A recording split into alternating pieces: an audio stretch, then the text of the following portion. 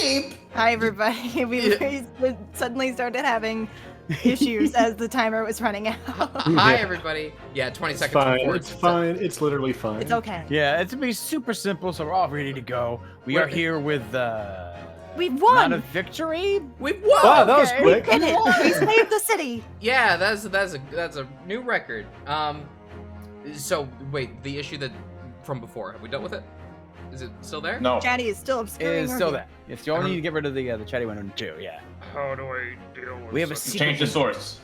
Change Just change the monitor so you can see the monitor like usual, and then you should be able to move it.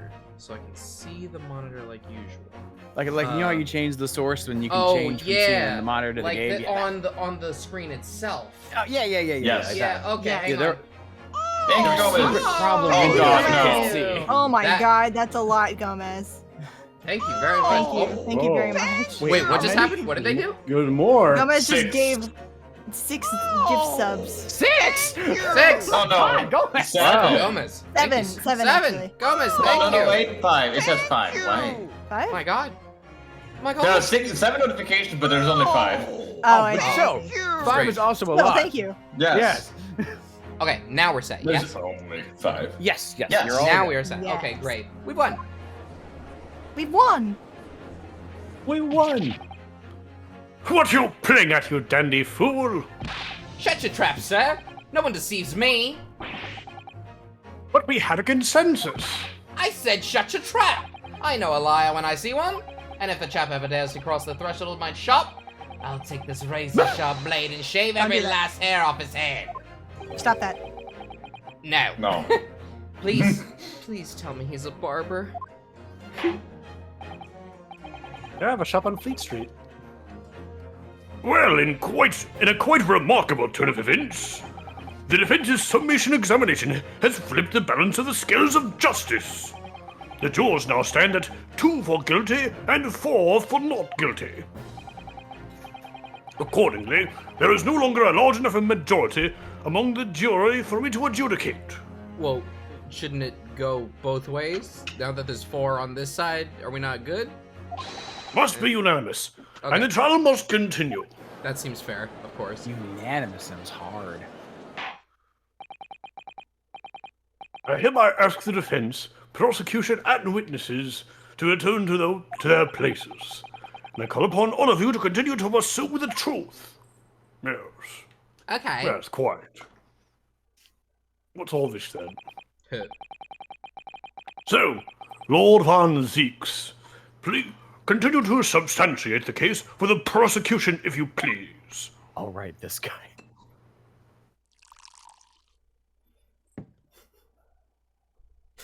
He's gonna be drunk by the end of the trial.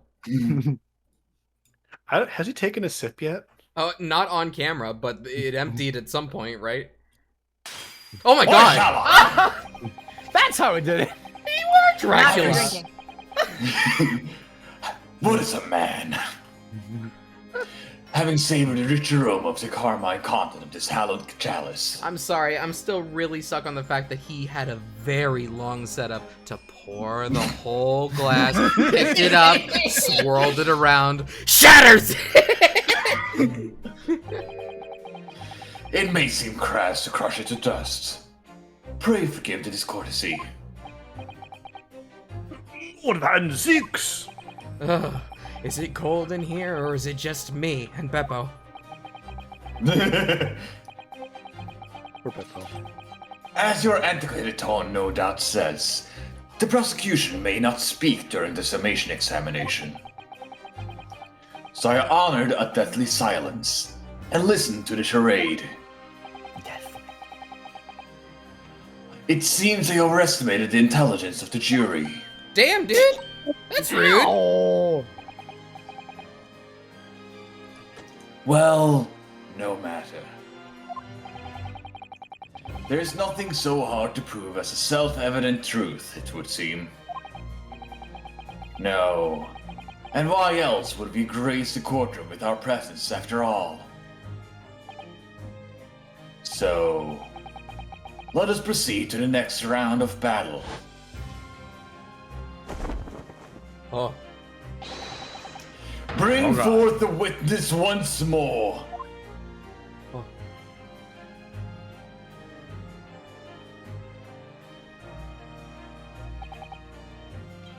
Witnesses! I trust you heard the summation examination we have had to endure. Yes, sir, I did, sir. Of course I heard it. Oh, yes, sir. I heard it. You, sir, on the end. The coachman. I believe it's, Beppo? Yes, my lord, sir. If it transpires that in your previous testimony, you were attempting to veil the presence of a fifth passenger on your omnibus, you would be found guilty of perjury. You are advised to bear that in mind, sir. Mio doi. No. Mio doi. Yeah, I thought. Beppo is dyslexic. Like, Now then, witnesses, I have a call on you to testify before the court again. We will explain the various misgivings brought to our attention by the defense's summation examination. Okay. Various misgivings. I only carried 4 passengers that night. I swear it. Well, I, for one, was told I had to pay 5 pence for the bus. He feel us on the fair, he did. And then I saw the blood curling inside as well. It was all too much.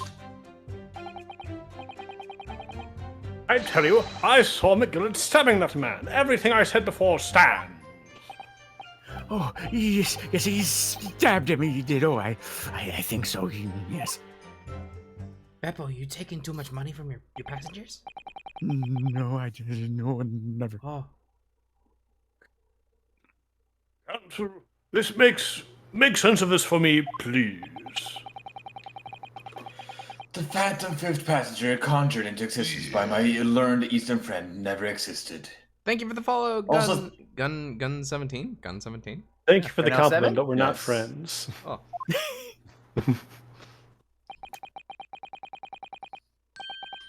The confusion has arisen from the coachman's sly little cosenage. Or however you pronounce that.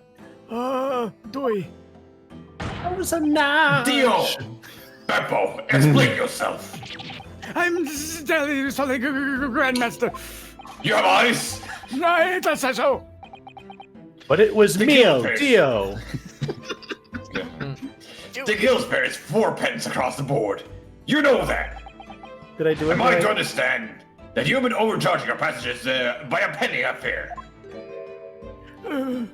It's so cold, and the last run of the day is always half empty. You have been dishonest, coachman. I'm sorry. You're a disgrace, Beppo! A disgrace! And your self-action have brought dishonor on the entire guild! If I may, sir. I had to pay 10 pence on the passengers last week. What?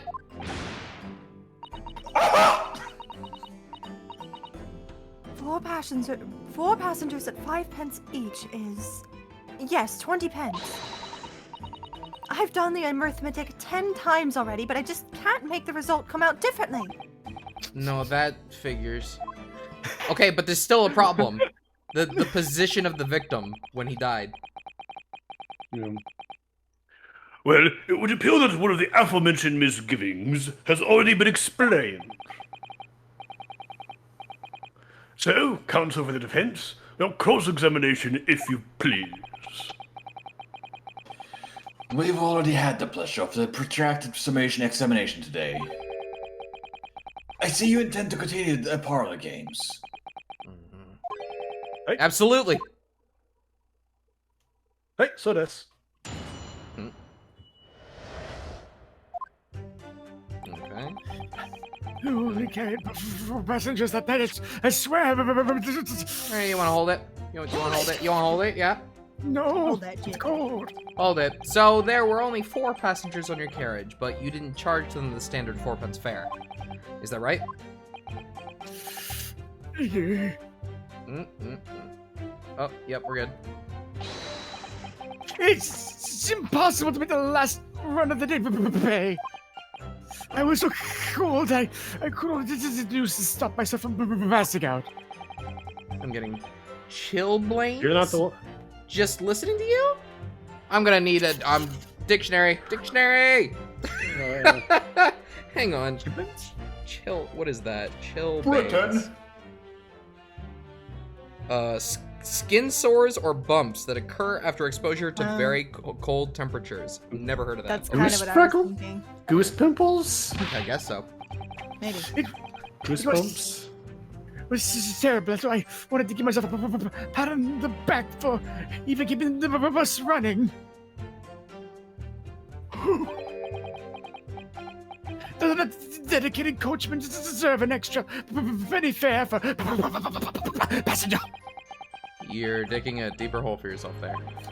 If only there had been a fifth passenger on the omnibus that night, then we would have had another suspect.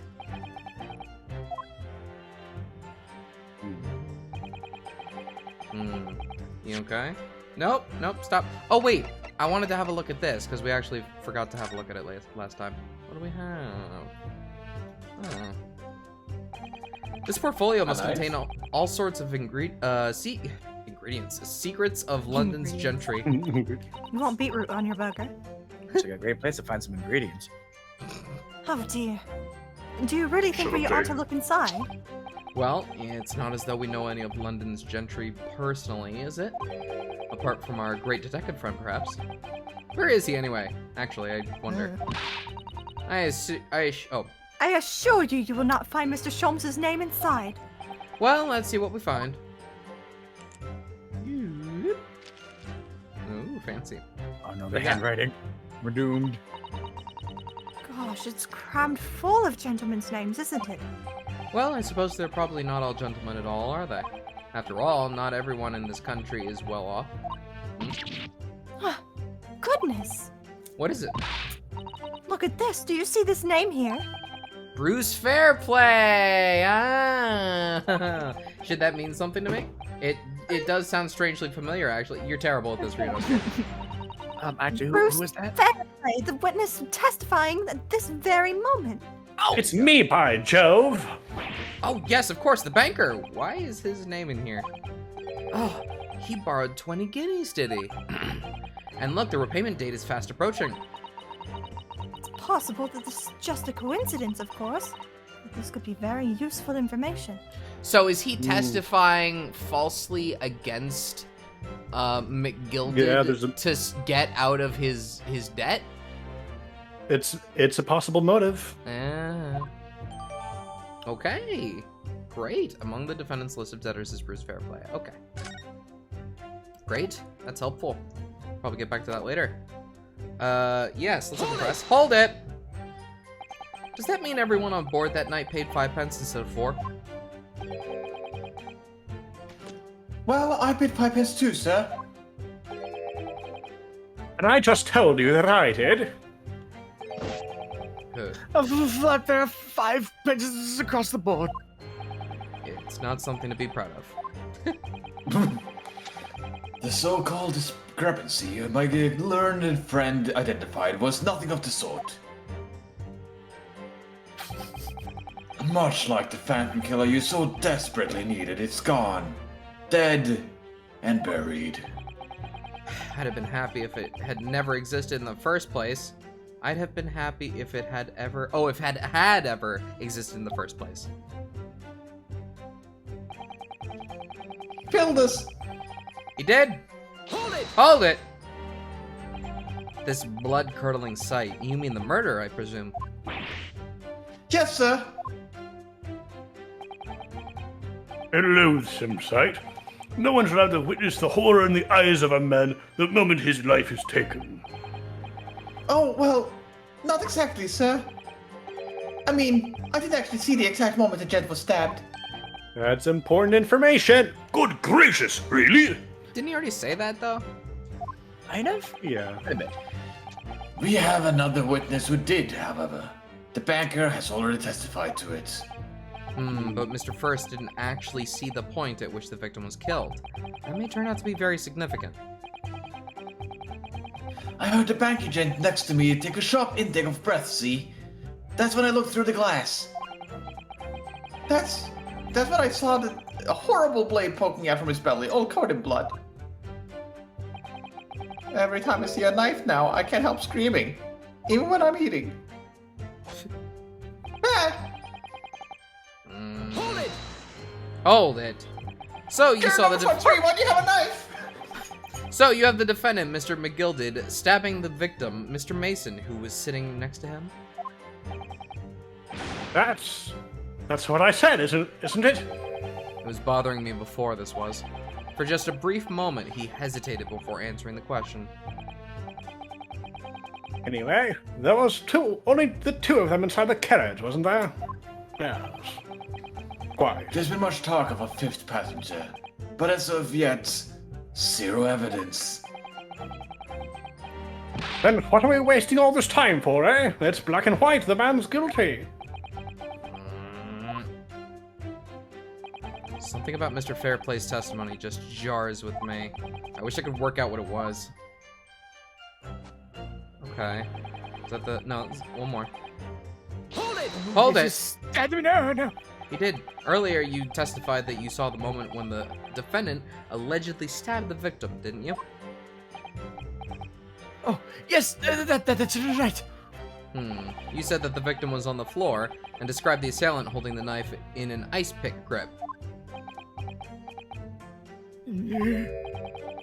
I suppose.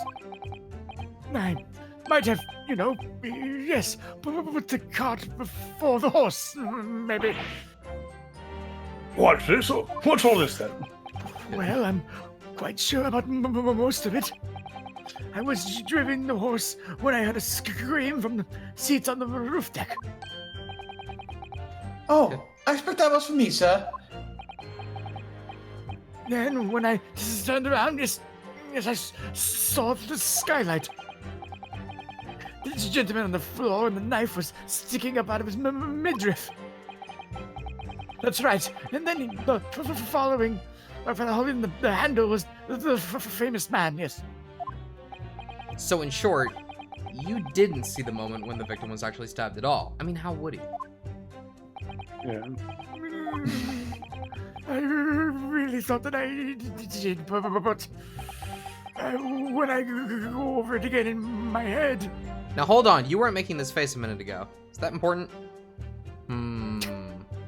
It's a good face. No, I suppose I didn't actually see the precise moment of the stabbing, did I? Was You! This is how obvious it's gonna be when something happens. This is a really good poker face. Fair play. What are you talking about? Excuse me! Excuse. Do you have something to say about that, Mr. Fairplay? Now you listen to me. I know what you're thinking. He didn't really see the exact moment the fellow was stabbed. What are the chances of that? Eh? Are you asking me or telling me? He's getting flustered. I might be able to extract some new information from him if I answer him cleverly. Could he have just happened to see the exact moment the crime was committed? We're talking about Beppo? Are we talking about... Are we talking about Beppo right now? Some days I'm like that. Well, it's no chance then. Well, it is a little hard to believe, certainly. Unless you spend your time peeping through a skylight on the top of an omnibus, that is. Peeping? I'm a respectable city banker. I'll have you know. I mean, to be fair, the skylight being right there is kind of asking for this sort of situation. Yeah. It's not weird for somebody to have happened to look through the skylight at the exact moment. It's unlikely, but it's not certainly not impossible. Yeah. And I know what I saw. I remember it as clear as Ballarat Day. Yeah. Is it Ballarat or Ballarat? Yeah. It was a grim scene, I don't mind telling you. Thank you, Mr. Fairplay. Oh, excuse me if I was getting a little hot under the collar there, my lord. I would ask you to supplement your testimony with a clear statement about what exactly you saw. Oh, I can do that all right. I'll tell you how grim it was. Yes. Do you think I'd forget the sight of those blood-soaked hands after that butcher stabbed the man? Okay, so only one But of it these was gloves is hands. bloody. But, Blood-soaked, I say. like, is that enough? That seems a little flimsy. It's not It's like a very clear statement I'm making. it's not. I hope so nobody much contradicts blood, it. Though. There is a blood Yeah. stain, but it's not like covered in blood. How about It's if I like, press yeah, it? just a little bit. Hold it. Blood soaked.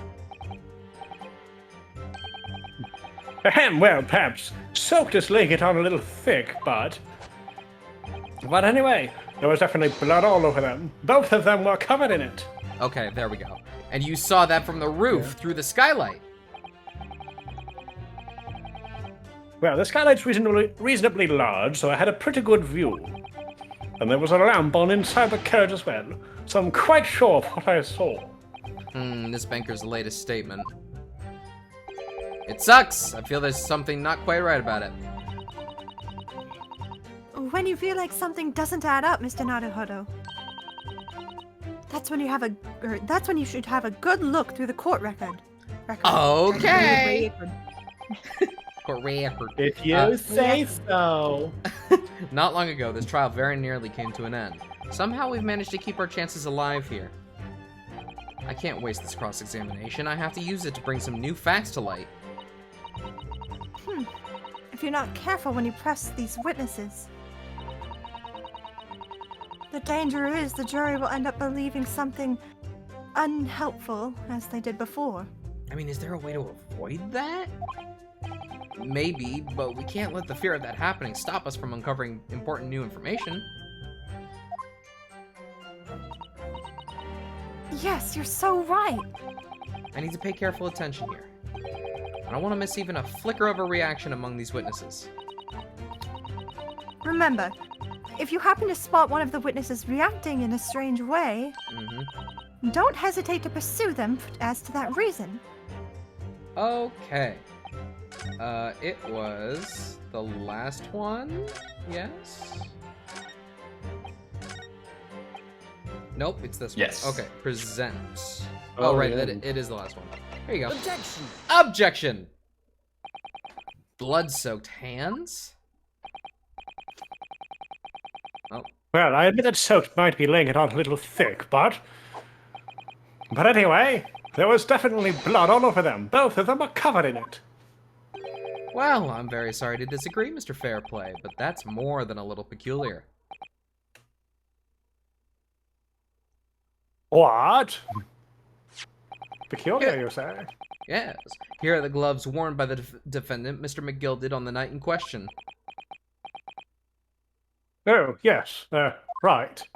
And there certainly does appear to be a sizable dark-colored stain here, but as I'm sure you can clearly see, it's only on the right-hand glove.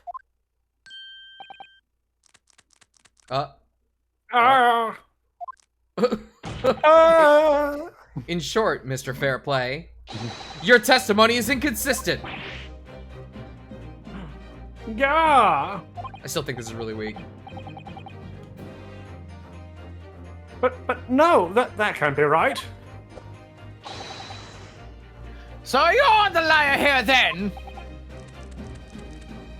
You beaver man? No. That's right! Whoa! What was that for? There's a knife! Okay. Oh, I get it. Okay. In That's character. right. That's right. You were quite clear about it. You said it was both hands.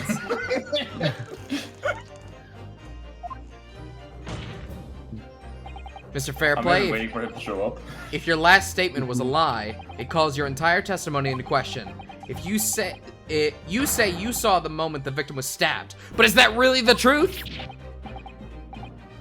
That way. Oh, well, Objection! If it was a simple mistake, you can't justify accusing this man of lying. Yes, it wasn't both hands, it was only one. But the fact remains, The victim's blood was on the accused. Objection! No, Mr. Fairplay categorically stated he saw blood all over both hands, which means there's a strong possibility that this witness was deliberately trying to mislead the court. No! The sound.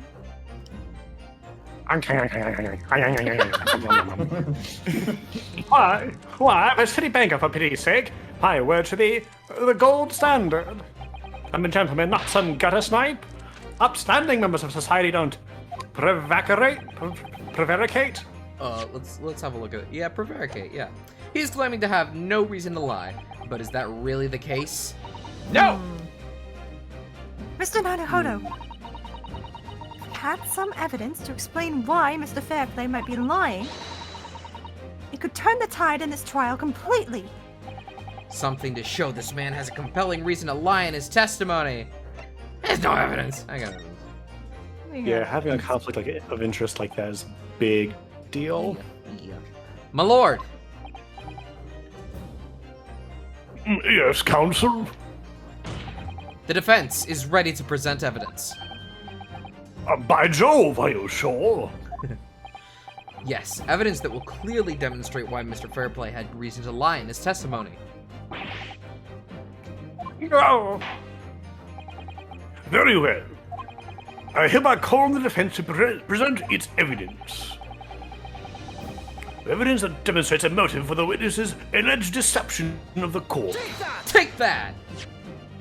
This is a list of the debtors who owe money to Mr. McGilded. Yes, it's a list of innocent victims, crippled by the accused's extortion. The point is, among the names of these debtors is your name, Mr. Bruce Fairplay. Oh. What? Mr. Fairplay, are you currently indebted financially to the accused?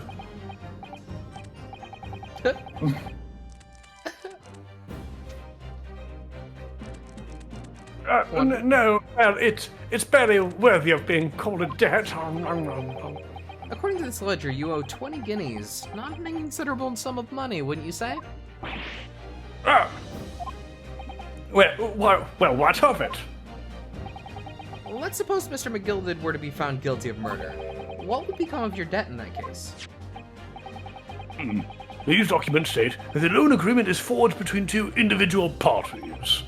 Therefore, were the creditor, the defendant here, to be sentenced to a capital punishment, all outstanding debts which were owed to him would be annulled. They would cease to exist. Cease to exist? Mr. Fairplay, is it not the case that you claimed in your testimony to have seen something you never in fact saw in a devious attempt to annul your debt of 20 guineas to the defendant?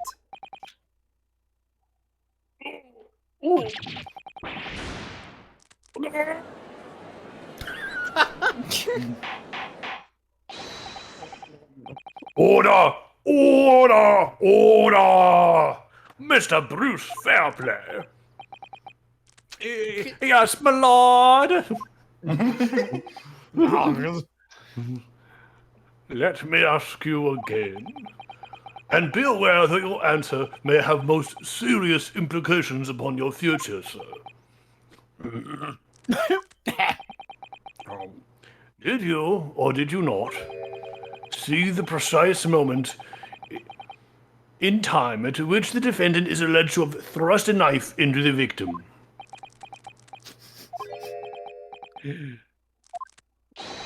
Your silence speaks volumes. You did not tell the truth in your testimony. All right, now let's not make... Oh, yes, thank you.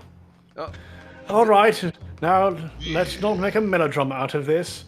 Oh, thank you. Uh-oh. That's a lot of guns. You might want to turn that off for now. Yeah, I'll go ahead and do that. Here it goes. What's You came in last. No. They're everywhere! Are we still gonna hear it? No. Have as your Turn it names. off. Doesn't sound like it. Okay, cool. Perhaps I did overstate the truth a pinch. A pinch. But it makes no difference. I definitely remember seeing blood on McGilda's hands, both of them. Objection! Objection! And yet, only one of the defendant's gloves, which we have here as evidence, is stained. Oh, so you keep saying. Oh, I wonder if I might be allowed to speak, sir. Go ahead, Mr. First. Well, the thing is, I remember seeing it myself, as it happens. Seeing what? The blood, sir, on the assailant's hands. I think, yes. I'm almost sure it was on both of his hands, not just one. What? What? Susanna's like, you okay? It would appear we're going to need further testimony from all you witnesses. This time, I'd like to know precisely what you did and what you did not see. Do I make myself perfectly clear? Yes. Mr. Naruhodo, this is good news. The course of the trial seems to have shifted slightly at last. Yes. Oh, Oops, I might- that was probably my bad. that's okay. It's fine. I might finally have a chance to turn things around here. If at any point it's okay for me to turn that back It's on. already stopped. Okay, is it okay? It's okay then? That's why I went back in. Okay. Yeah, it should be fine. Oh, I saw a flicker of a wander on screen there. That's fine. That was probably a leftover from when you deactivated it. Probably, yeah. What the witnesses really saw. There was blood on both hands of the assailant. I sincerely and distinctly remember that. However, I suppose you might say that I didn't see the exact moment the stabbing transpired, if that matters. It does! I remember seeing the knife, and I remember seeing both of the attacker's hands with blood on them. I didn't actually see anything myself. No, none. I heard a scream. Sorry about that. Anyway, the fact remains, there can't have been anyone else inside that carriage, or we would have all seen. Wait, are the hands that they're talking about someone else's hands, perhaps? Maybe? I'm thinking so.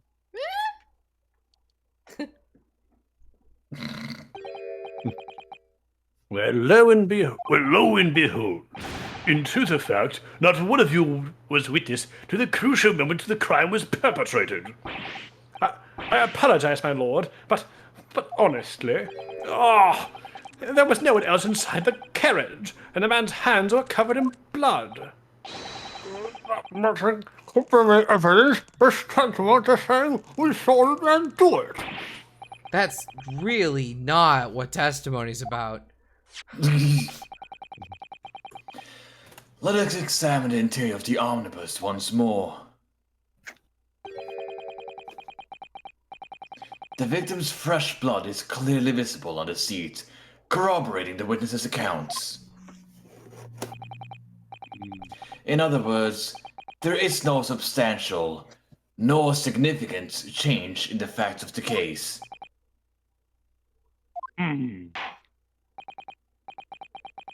Very well. Your cross-examination,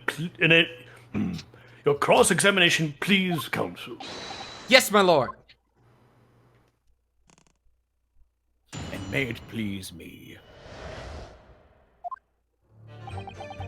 With blood on both hands of the assailant, I sincerely and distinctly remember that. However, I suppose you might say I didn't see the exact moment. Seeing the knife, I remember seeing both of the attacker's hands with blood. Didn't actually see anything myself. Think we're gonna need some pressing. Hold it! Hold it!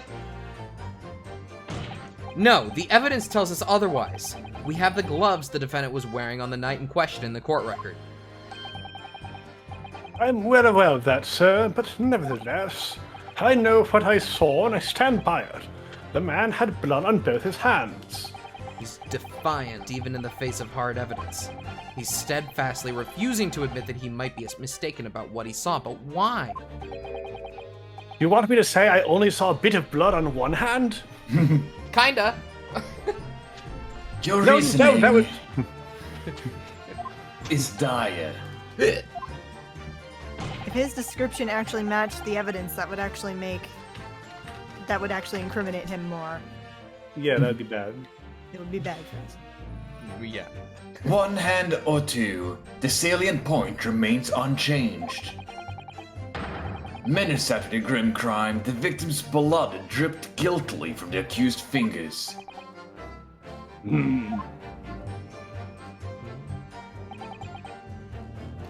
Press. Hold it! Yeah, hold it. Don't try to downplay this. Whether or not you saw the exact moment of the crime is a matter of fundamental importance as well you know.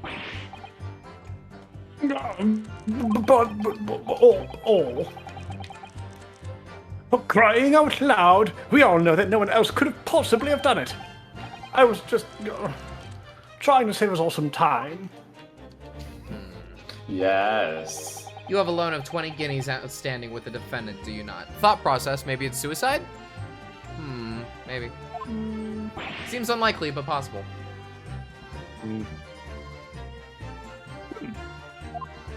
Had you hoped to release yourself from that financial burden to ensure the defendant was found guilty? That's not entirely not what I was hoping for a whole. I just lost a little guinea or 10 when I backed the wrong horse in the Derby, that's all. I was going to win it all back. There's a fixture this weekend, and that's a sure thing. A little guinea or 10? Isn't that kind of the plot of, Shark Tale? Never seen it. What? Do not remember. I'm a banker. No one bets an eye for borrowed or spending money for the weekend.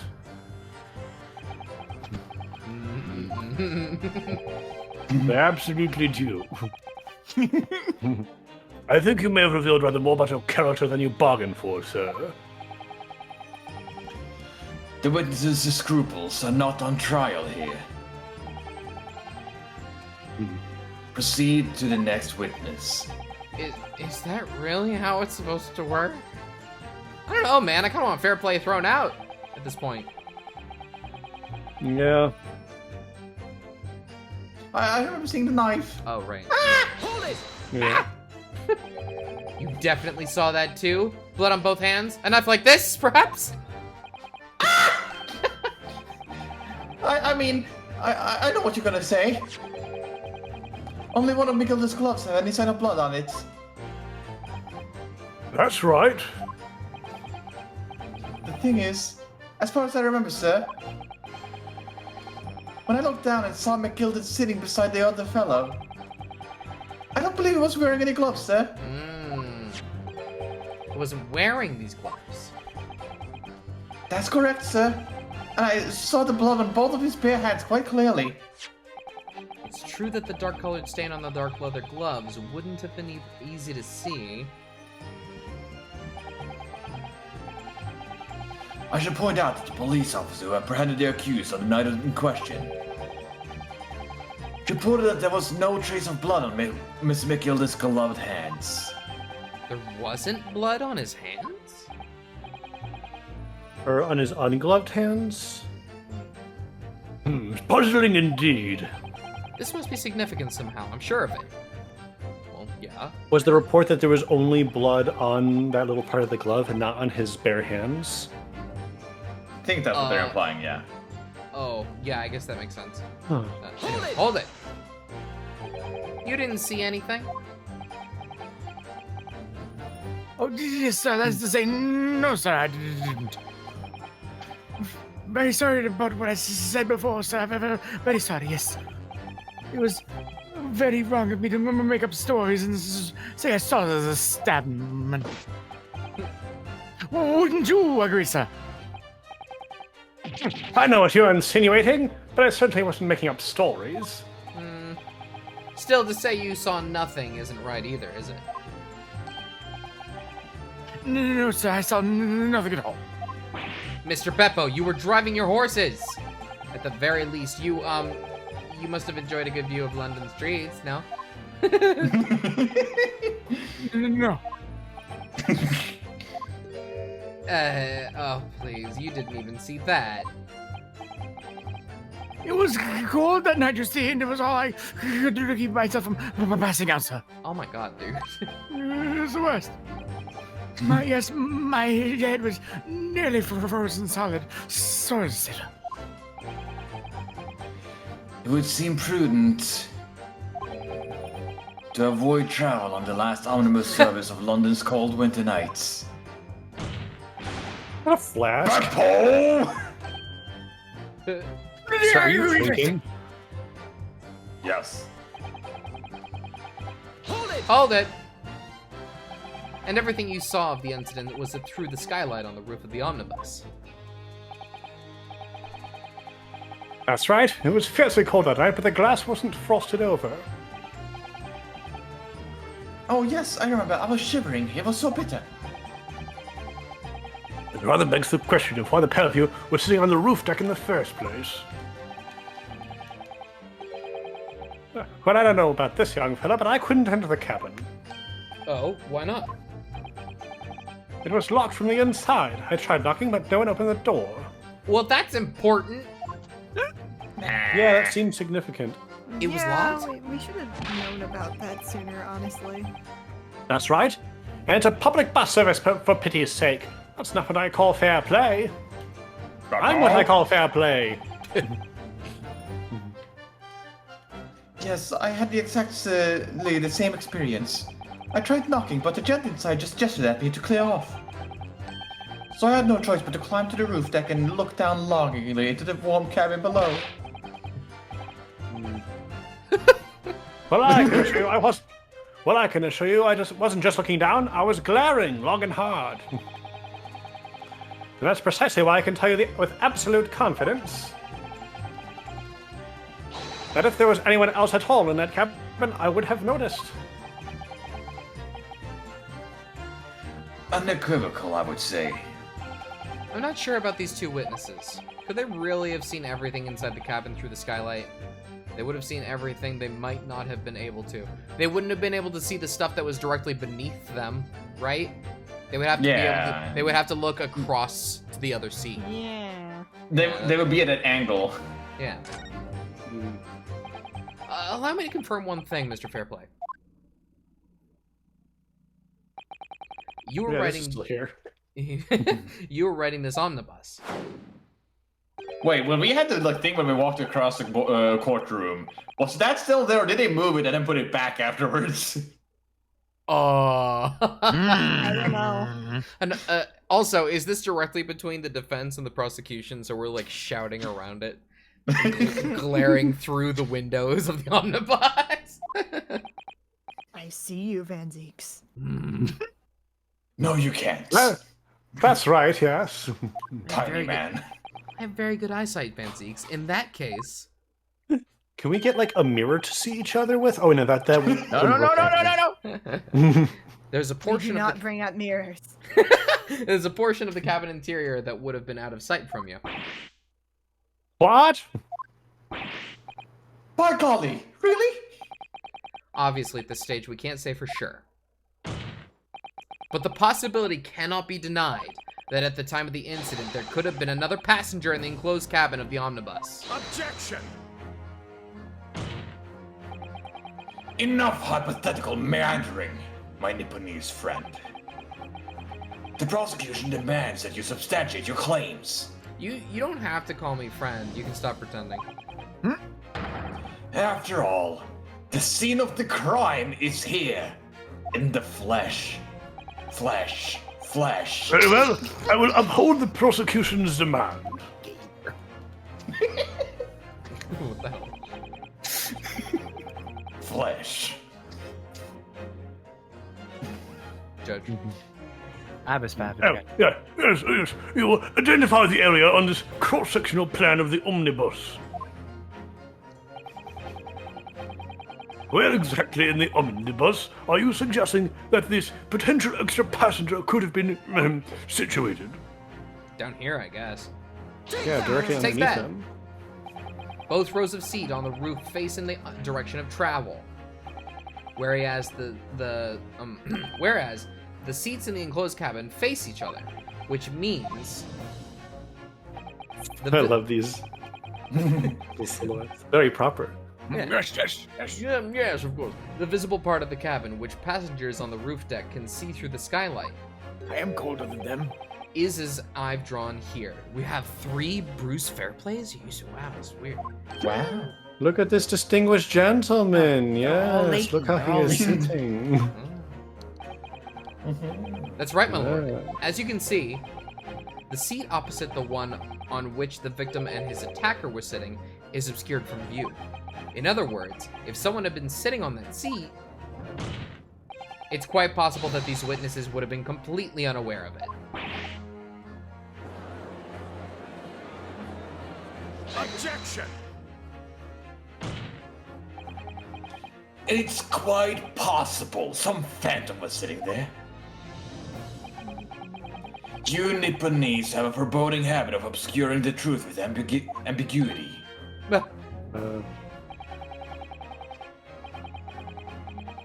I concur with the prosecution's rejoinder. In a British court of law, evidence is paramount. I cannot entertain this conjecture, counsel. It is, unless you're able to put a name to this mysterious passenger to whom you allude. Can you, Mr. Naruhodo? I honestly don't know. Who could it have been? Yeah, his name is Reasonable Doubt. Who could have been in the other seat, which was out of sight from the witnesses on the roof deck? I have an inkling, or I have no idea. Well, I have no idea. Unless they're talking about Magnus himself. No, it doesn't sound like that's what happened, though. Doesn't sound right. It was you, Baron von Wait, Zieks. didn't Magnus say that he was sitting across from the victim? That's what I thought. But everybody yeah. else is saying that he was sitting next to him. But Yeah, Yes. Magnus was sitting there. yeah, in the place Magnus they was couldn't sitting there, see. and they never saw the face of the murderer. Have they both been So lying they about this they part, then? mistook the murderer for Magnus, I think. I have an inkling. Pulls out Agent 3. Oh my god. Oi. I have an inkling, yeah. I understand, my lord. The defense would like to put forward a name. You are a fool. Uh-oh. That response was a desperate attempt by a man who has no notion of his own limitations. Uh-oh. A toast to hard lessons not yet learned. Don't smash it. Let us not delay, counsel. The defense is still to name the passenger in the other seat. This could be it. This could be the chance I've been waiting for my turn in the to turn the trial in my favor. On that night, on the night of the murder, the person occupying the seat in the omnibus cabin that was obscured from view was Take that! Take that! Music stop. That's The passenger fine. in the enclosed cabin that the witnesses on the roof deck failed to see has to have been Mr. Magnus McGilded. Me.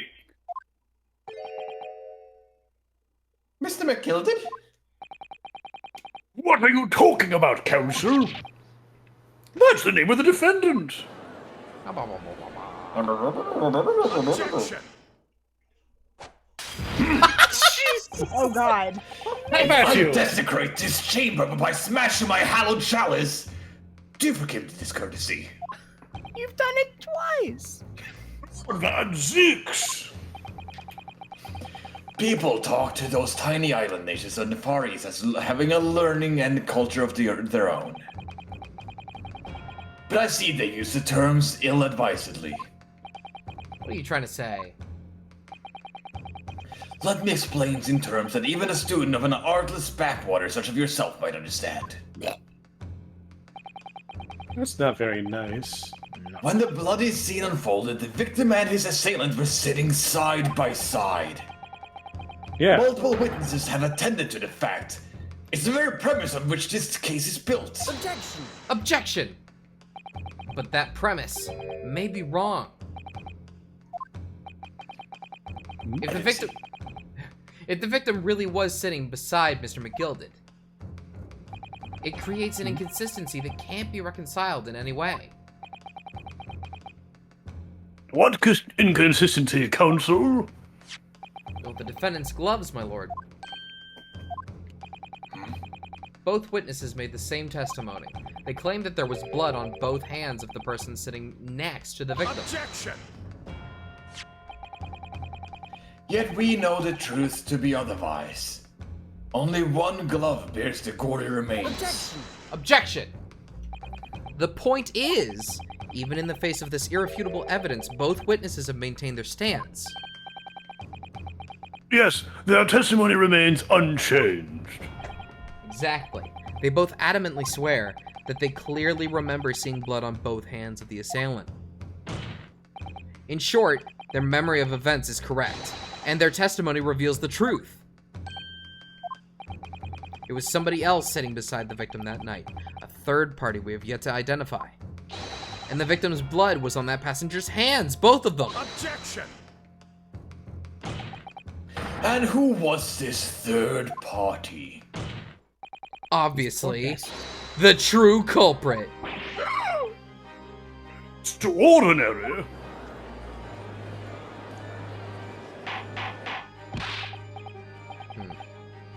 Order! Order! Order! What exactly are you postulating? Your mother. No, that's an objection. Oh, well, I never. The defense's postulation is just that. Nothing more than conjecture. My mother was a saint. The witnesses have clearly stated that they saw the accused. Objection! But when elaborating on his testimony, Mr. Fairplay said the two of them were wearing hats and I couldn't exactly make out their faces. Yes.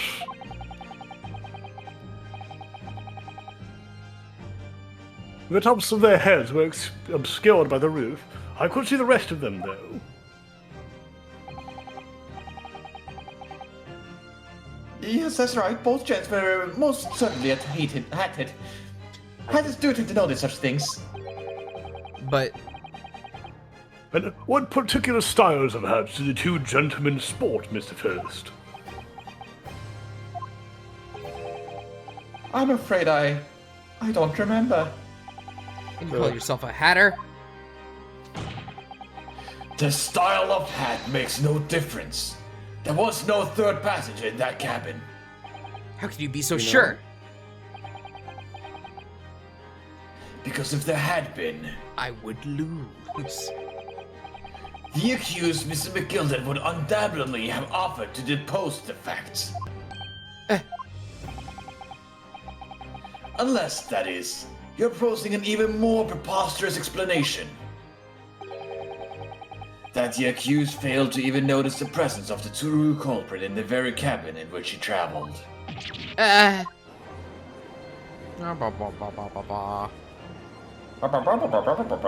He's right.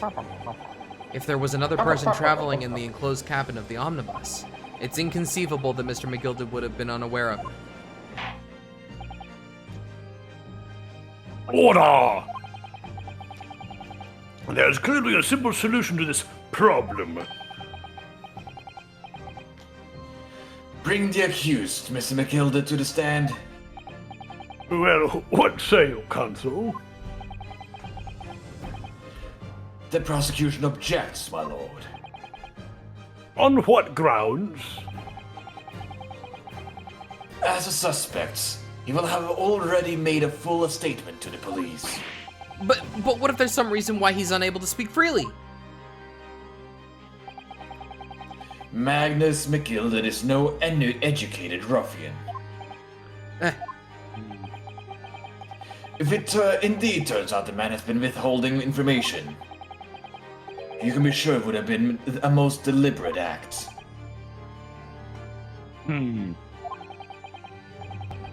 Counsel for the defense. What is your opinion? My lord, Should we ask Mr. McGilded to testify or not? Yeah. Yes, we need to hear what he has to say in order to find out the truth. The defense would like to call Mr. McGilded to the stand. In that case, I would like to hear the opinion of the jury.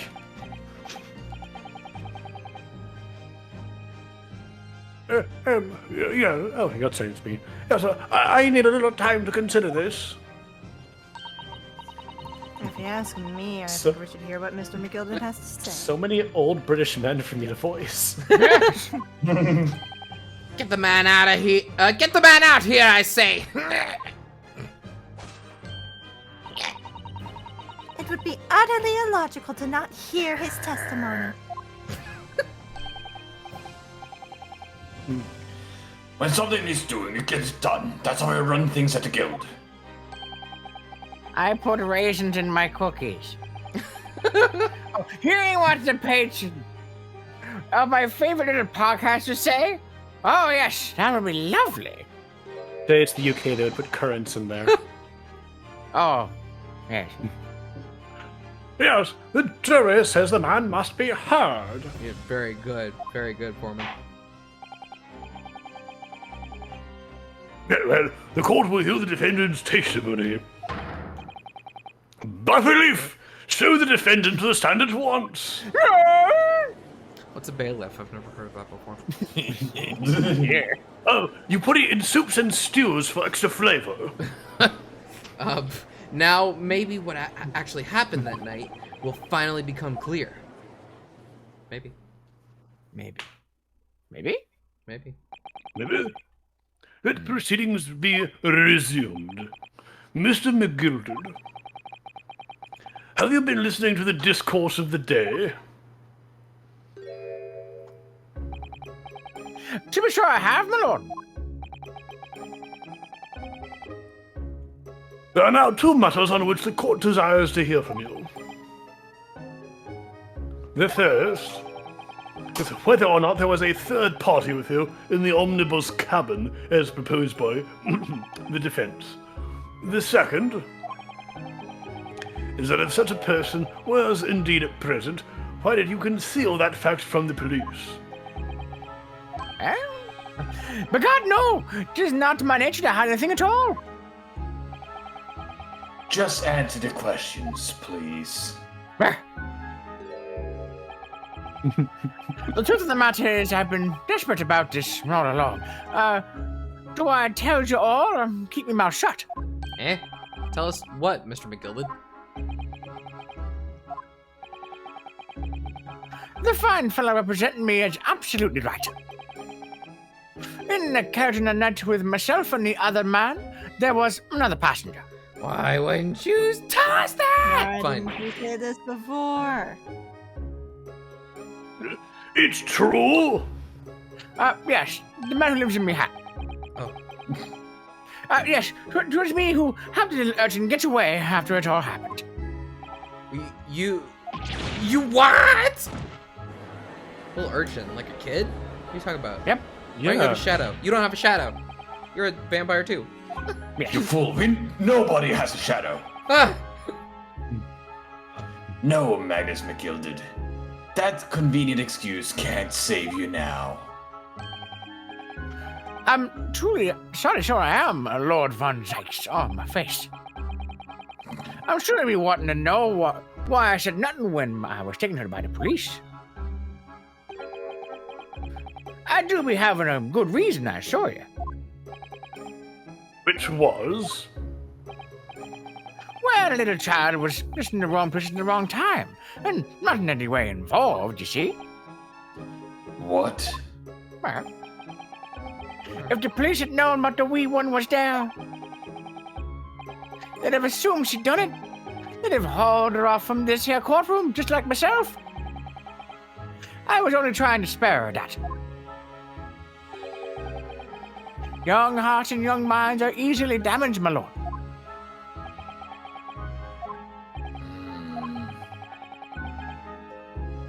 And who was this young child of whom you speak? That I do not know. You don't know? Well, the waiting was just happened to be in the carriage that night. I never saw her before. Objection! Eh?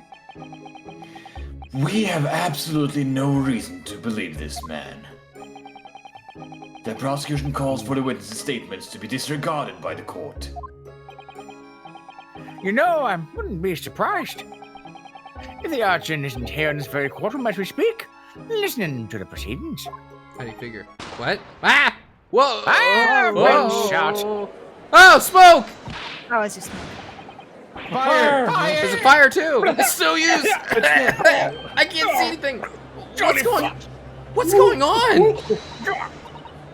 Be careful, Mr. Naruhodo. Cover your face. Buffalo, don't let the accused escape. Secure the omnibus. I hereby call an emergency recess. Buffalo, ensure the defendant is in custody and clear the courtroom.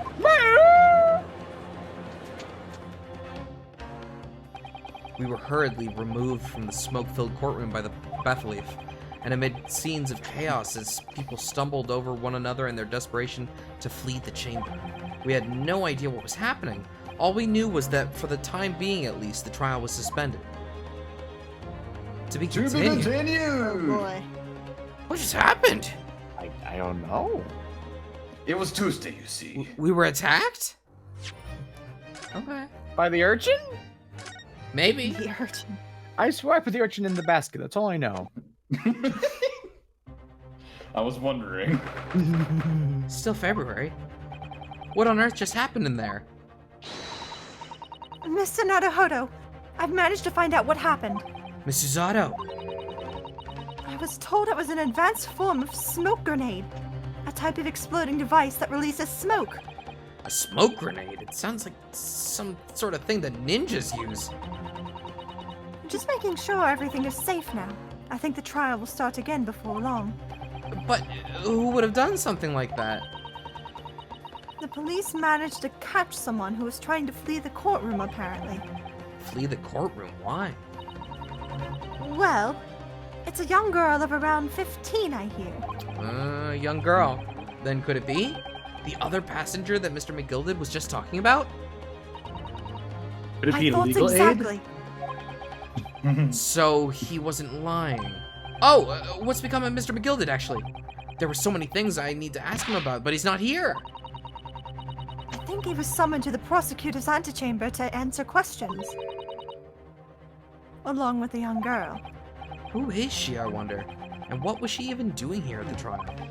She was taking a huge risk, and for what possible benefit to herself? There's another matter that's troubling me. What's that? The 20 pence.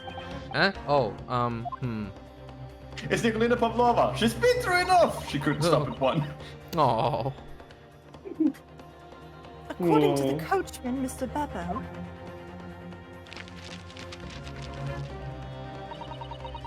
he took 4 passengers that night at a fare of 5 pence each. That comes to a total of 20 pence exactly. But now it seems that there were, in fact, 5 passengers. Which means the figures don't seem to add up again. So did she board without paying, and Magnus McGilded was like, "Oh, don't worry, lassie, I won't tell nobody." Don't turn on Seems like it. She's right. That is strange. Counsel to the defense, kindly proceed to the courtroom. The trial will reconvene in 5 minutes. Okay. Thank you, Mr. Meekins. Very good. Thank you, officer. We'll go in straight away.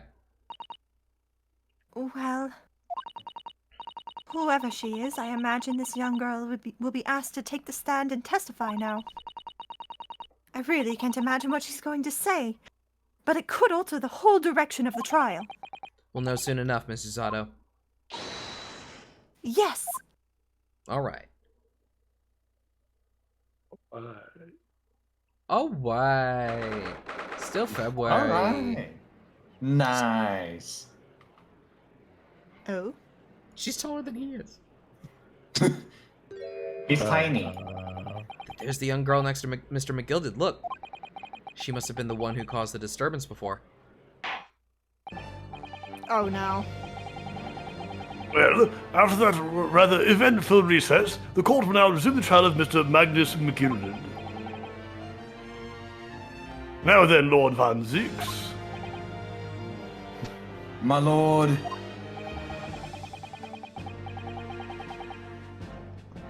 I believe you have established the cause of the smoke which veiled proceedings earlier.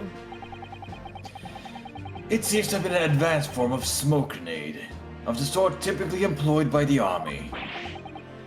Good gracious, the army? What in the devil's name? It was an elaborate attempt by a young girl to cloak her escape from the public gallery. But she was caught. And now occupies the stand. Your name, girl? Are you responsible for the smoke grenade which induced such pandemonium here in my courtroom? Maybe. What is the meaning of this deplorable behavior? If I may, my lord.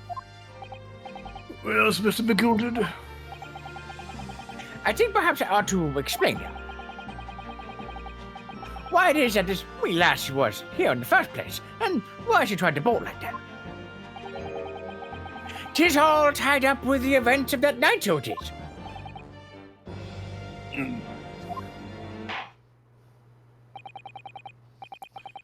Well, Mr. McGilded, give your testimony. You will explain to the court exactly how this young woman is involved in the case. Just what did happen that night? It's not like a defense lawyer needs that information or anything. That's unnecessary information. But... Unnecessary, I say. Oh. On the night in question, I took the back seat in the omnibus and promptly nodded off. Then, begorra, a loud, sudden, wee scream woke me up with a fair start.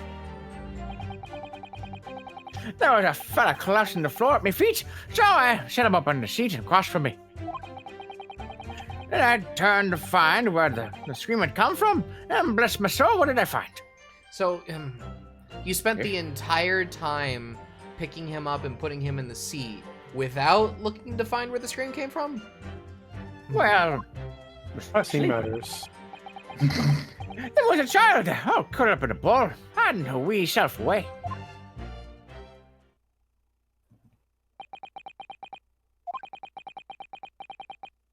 I remain somewhat befuddled, I confess, but from what I gather, on the night in question, this young girl was indeed riding in the omnibus, is that correct? 'Tis exactly as the defense counsel said. This lass was the fifth passenger, my lord.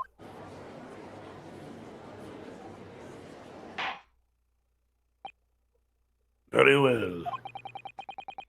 The defense may now cross-examine the witnesses. Are you ready, counsel? Yes, my lord. Or rather, no. I have no idea where to start. I don't know, what's different about this one? We'll figure it out. It's fine. Alright, hold it! And when you first got onto the omnibus, were there any other passengers already on board? There were not. The cabin was empty and there was no one on the roof deck either. You were the first passenger, as it were, I see. And that's why I took it the back seat as I did. It is the most comfortable, so it is. Could you explain exactly what you mean by the back seat? By all means. Just had you already described it earlier. I'm talking about the seat opposite of the one in which the poor gentleman who was stabbed was sitting. So wait a minute. This doesn't really explain why the others saw somebody sitting next to the victim. Because it's not this girl, is it? Seems like it might be. I don't know. Like I said, it is the most comfortable and where I feel the most at ease. For my naps. And of course, I enjoy gazing through the skylight from time to time as well, when I'm awake.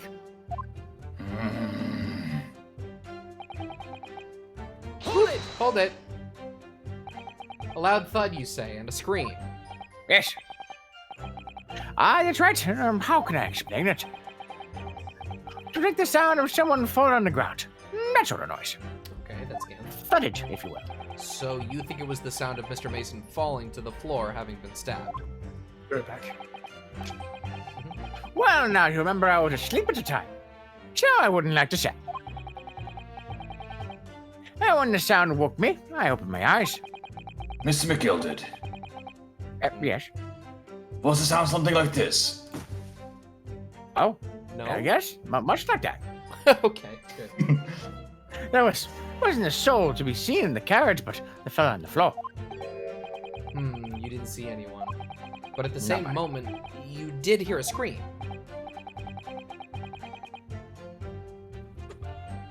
Oh, Who's gonna... Wander just left.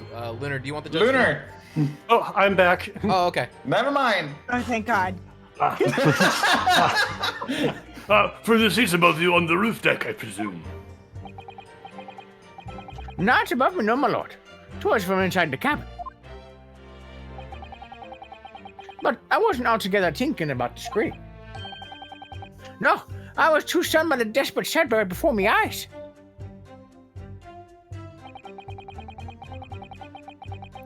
Dead as a Oop. doornail. Whoops. Go on Up back. there on the floor. Hold it. Flopping around like a dead fish. You set him up? The victim, you mean? That I did. On the seat across from me, as I did. I could plainly see the poor devil was already gone. And you wouldn't leave a dead man just lying on the floor now, would you? Would you? Just common courtesy, so it is. I find it a little hard to believe. Ah, Lord Van Zykes. No, what would that be? Arara. Arara? You wake to find a man lying dead at your feet in a carriage. Any normal person would hail the cabman. Any upstanding member of London society, that is. Well, now, as you know, I'm something of a special line of business. The business of lending money at exorbitant rates of interest? Unfortunately, my lord, not everyone is thankful for the help that I offer them. And then, some would even see me dead. So I did try, where at all possible, to avoid getting myself in a tangle of trouble. Are you suggesting you were just gonna leave the man there? Oh, heavens alive, no! I was just intending to report it, so I was. Only I had a mind to find out the whys and wherefores first. The whys and wherefores. Yes. Right you are. There were some details I wanted to understand before anyone else got to meddling. That wee scream I heard, for example. Nothing like that. Wouldn't your good self just do the same? Yes, the scream he says he heard at the same time as the thud of the victim collapsing. Hold it! I'm afraid I don't understand. I'm sure you told the court that there was no one else in the carriage except yourself and the victim. So I did, sir, so I did. As far as I could see the things. What do you mean by that? Well, now, 'tis a queer thing. The wee scream I heard was when I woke up. It came from, if you'll excuse the vulgar expression, under me back seat. Your backside. Good gracious. Under your backside?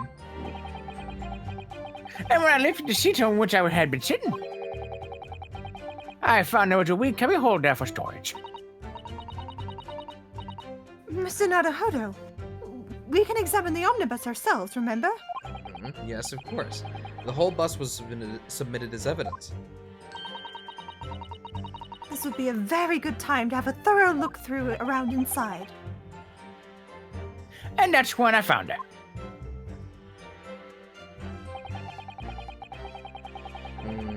Hold Hold it. You say she was hiding herself. Aye, that's right. 'Twas hard to see in the dim night lamplight, but she was all curled up in a wee ball.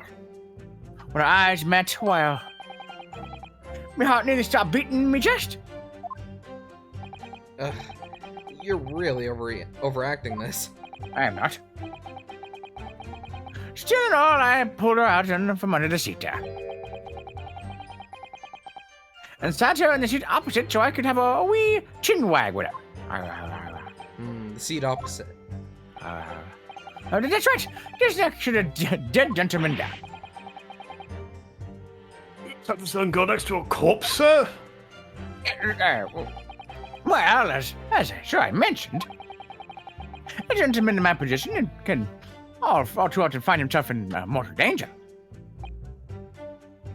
So, I needed to find out just who this urchin was, you see.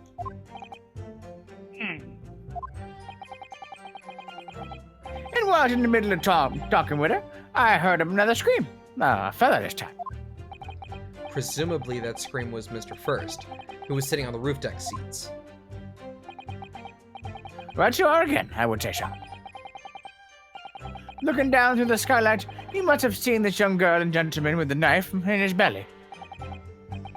In other words, the previous witness did not, in fact, see you at all, Mr. McGilded. What they believed to be yourself and the victim was, in fact, this girl and the late Mr. Mason? Aye, my lord. I was, as I think everyone understands now, sat at the back of the carriage out of sight.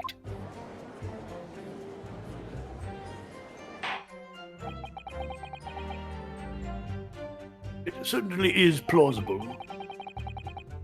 The defendant is somewhat diminutive in stature, and readily confused, perhaps, with this young girl. I don't know about that, but okay. After that, of course. With the scaring the gentleman over us, the driver realized something was wrong and pulled up the horses. Thank you, I've heard enough. The events as explained are clear in my mind. However, at least one conundrum remains. Who is the girl? Her name is Gina Lestrade, my lord. Gina. Damn it. She's a chancer, and her crushed among larger crowds, relieving people of their purses. Oh, she's a thief? She's a thief. Oh. What's commonly called a pickpocket. What? Yeah. This girl here? A petty thief? Really, Lestrade. Order, order! Is this true, Miss Lestrade? Oh yeah, wait a minute. I just picked up on that. Isn't that the Yeah. the police inspector. officer? The inspector's name Yeah. from Sherlock Holmes.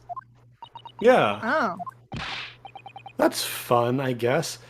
Miss Lestrade, you will answer the question. Oh. Oh! Peril poison!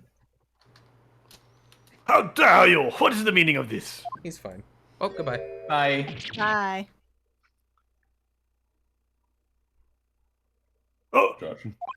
Oh, the girl, she's gone.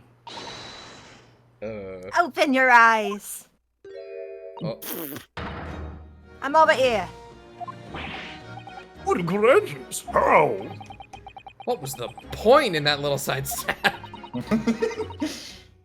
I know what you lot are thinking. Grown-ups are all the same. This dirty little dipper, you say, slipped up and got caught on the job. She got herself backed into a corner, so she knifed the gent. Go on, that's what's in your heads, isn't it? Ain't it? No, not at all. This is a court of law. We're here to determine the truth, not cast. Queen! She's packing. Ooh. Look, knives are for cowards. Only thugs use weapons like that. All I need for what I do is these fingers. And also a lot of smoke grenades. Yes. Luna, can I make one suggestion? What's that? T's, the T sound does not exist. Okay. I'm a professional, alright? Maybe not in your eyes, but I got pride in what I do. Much better. Let me guess, you don't count smoke guns among weapons for thugs. I made it myself. Oh, this? Yeah, this was in a bag I lifted the other day. Down there, or down where they keep the four-wheel drags. Nice, isn't it? I like the pink best. That belonged to Herlock, didn't it? Do not wave that thing in my direction again. That's entirely possible, Jay. I'm gonna So- put actual money on that. Do you admit that you were riding the omnibus on the night in question?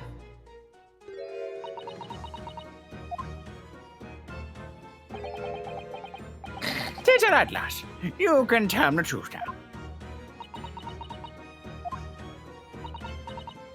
Alright, yeah. It's just like the Irishman said. The court accepts this girl, Miss Gina Lestrade, as a valid and significant witness in this case. Accordingly, young lady, we will now hear your testimony, if you please. You will tell the court exactly what happened in the omnibus on the night in question. Alright, if I have to.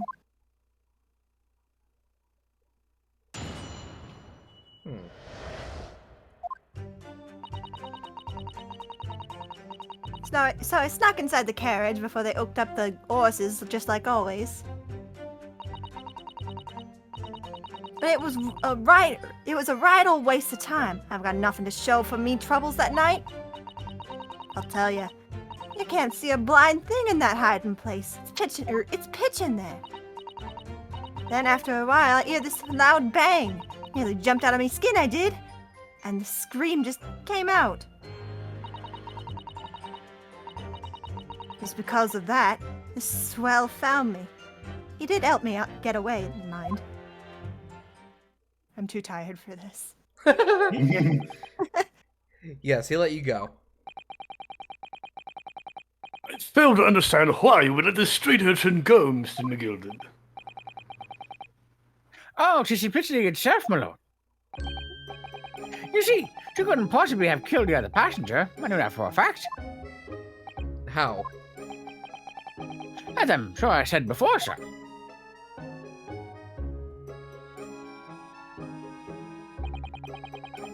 I was sitting right on top of the place where she was hiding herself. I think a demonstration is called for. This is where I sat tonight.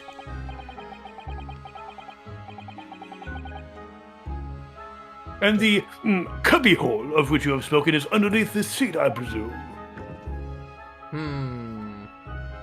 Interesting.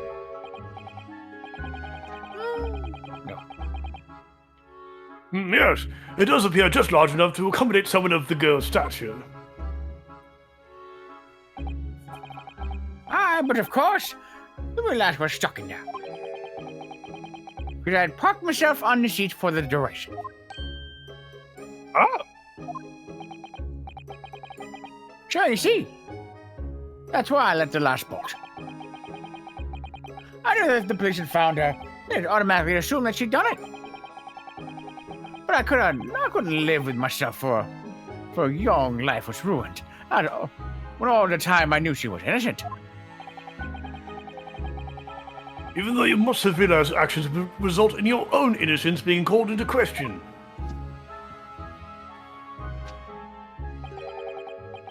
None at all, my lord, none at all. I knew in my own heart that I was innocent. So I thought it was worth taking a punt in my own good name for the sake of those less fortunate. He can't say it. Less. Fortunate less. My goodness. Yes. What a perfect gentleman. My lord, this fine example of a man cannot possibly be guilty of a heinous crime like this. I'm ashamed of myself for doubting you, sir. Great. Oh, wow. Ah. Okay, that'll do it. I'm starting to think you One did do more. it though. With calm, calculated reasoning, one arrives clearly at the truth every time. That's Everybody? Is it unanimous now? I would love numbers. Wow. Ain't alive! All 6 members of the jury consensual in their leaning to a verdict of not guilty. Consent. Break. Verdicts must be consensual, you know. Mr. Naruhodo, this, well, it must mean Is It the must- trial over? Must mean what? that we're victorious. We've won? Are you sure? Objection! You think I'll give you the chance? I love that. If the sight of my iron-heeled Wellington offends, pray, do forgive the discourtesy. Oh my Not god. at all. Amazing.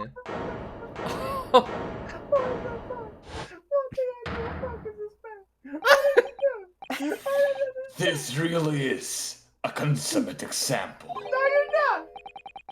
of the one monumental flaw in British judicial practices. I'm waiting for the bit of this game where Van Zeeks jumps on the desk and does a tap dance. He's like, prayed, forgive my tap dancing upon your whatever. Discourtesy of my tap dance. That there you go. You've got the line. You have it memorized, dude.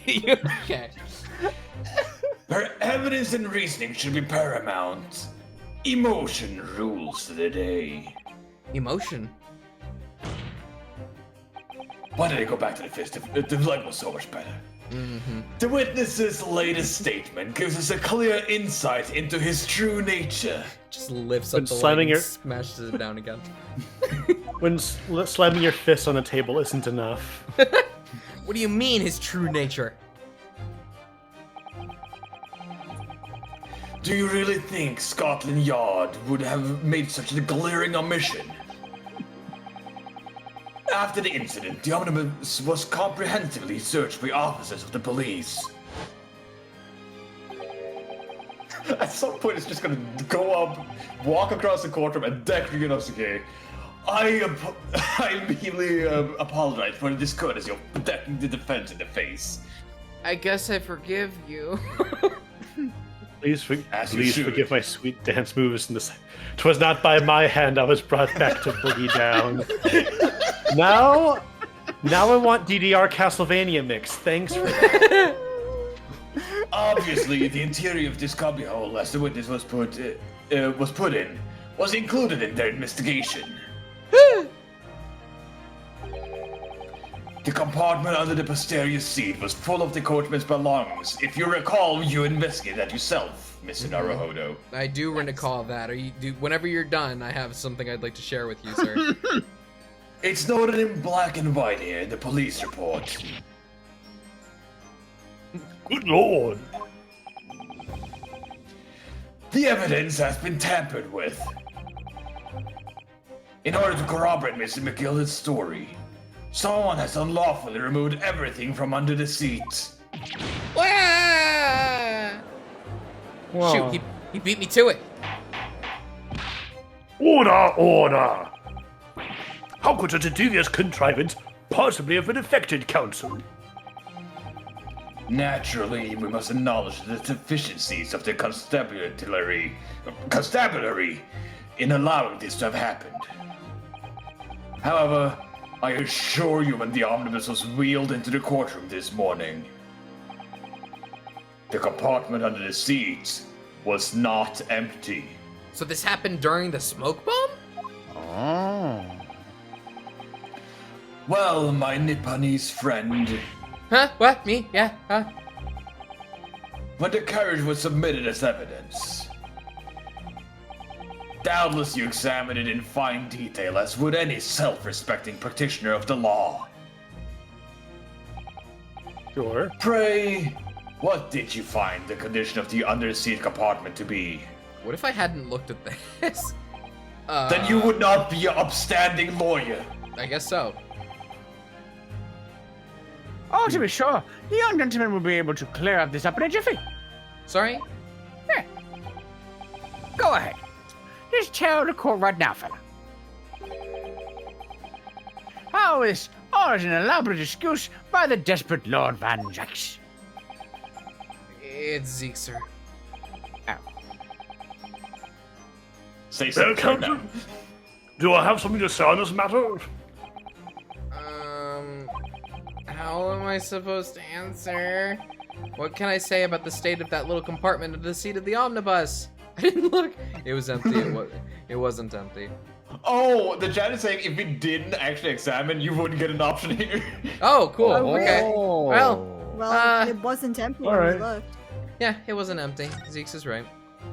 What was in there? I'm actually not sure what Bags I and would tools, call I it. Like, believe. yeah, Bags and tools. tools. Yeah. I really don't know if giving this answer is helping my case for as counsel for the defense, but as far as I remember at least, when I first examined the compartment, I'm fairly certain that there were a number of articles inside it, yes. Are you sure, Counsel? Ah, oh, bewitched. What are you saying now, you daft dog? I thought you were on my side here.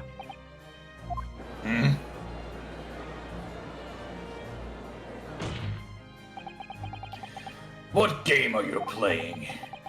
Your task is to defend the man in the stand. Why would you say something to compromise his position? Because you could call me out at any minute.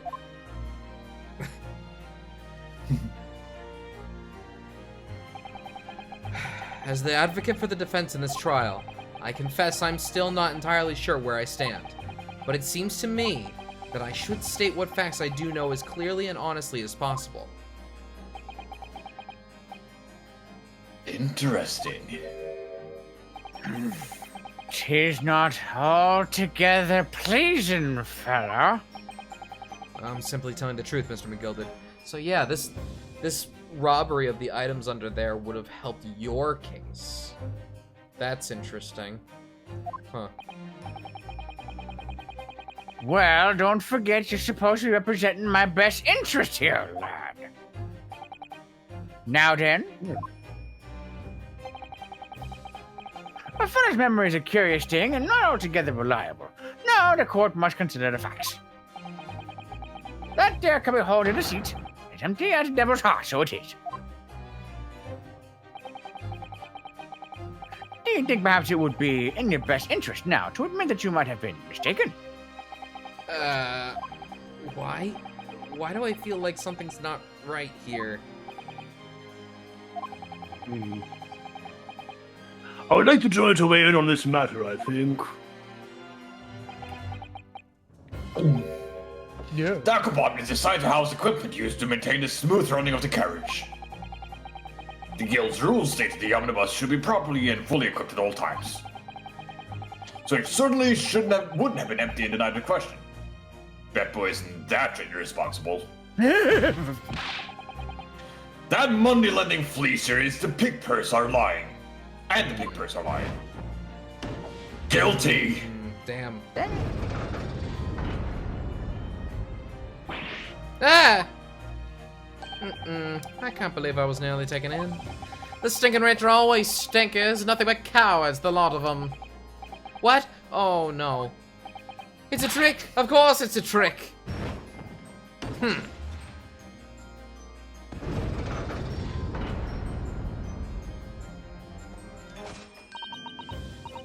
Quite so. I must concur here. Man, you guys are We all just say voting very- for the end of it? very easily swayed. Why are we casting vote in the middle of the trial? Just wait With, with calm, calculated reasoning, one arrives clearly at the truth every time. Yes, but every time a different truth, it seems.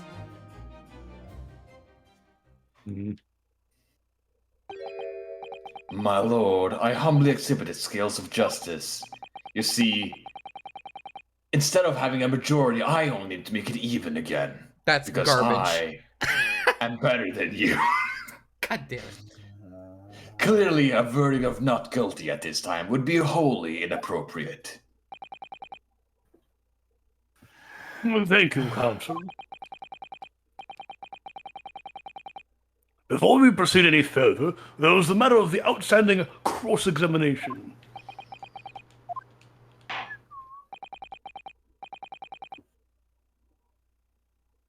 Counsel for the defense, begin your questioning of the witness, please. Yes, my lord. What just happened? The whole balance of the trial just shifted almost beyond recognition. The Reaper of the Bailey is at work, it would seem.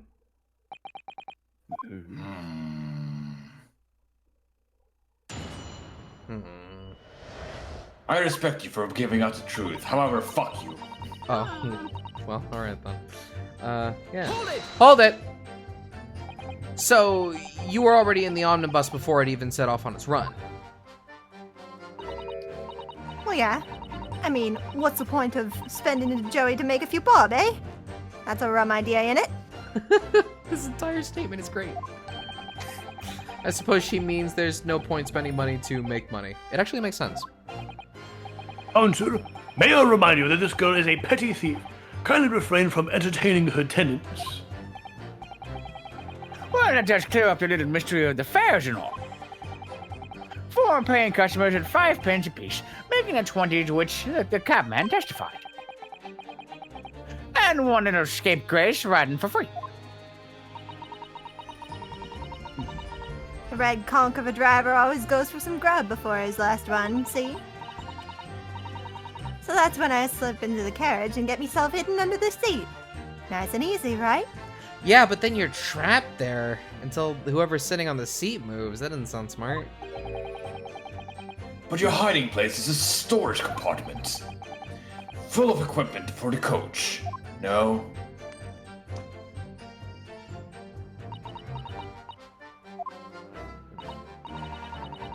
Yeah, there's brushes and whatnot back there, sure. I always chuck all that out and cram it in a corner somewhere. No one ever seems to bother much. And yet, according to the report filed by the police officer who first arrived at the scene, the compartment was full of such paraphernalia. Well, I don't know nothing about that. Like I said, I moved all that stuff so I could hide under the seat. That's all I can tell you.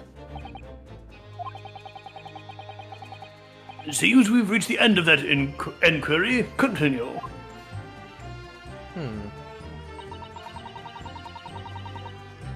Hold it!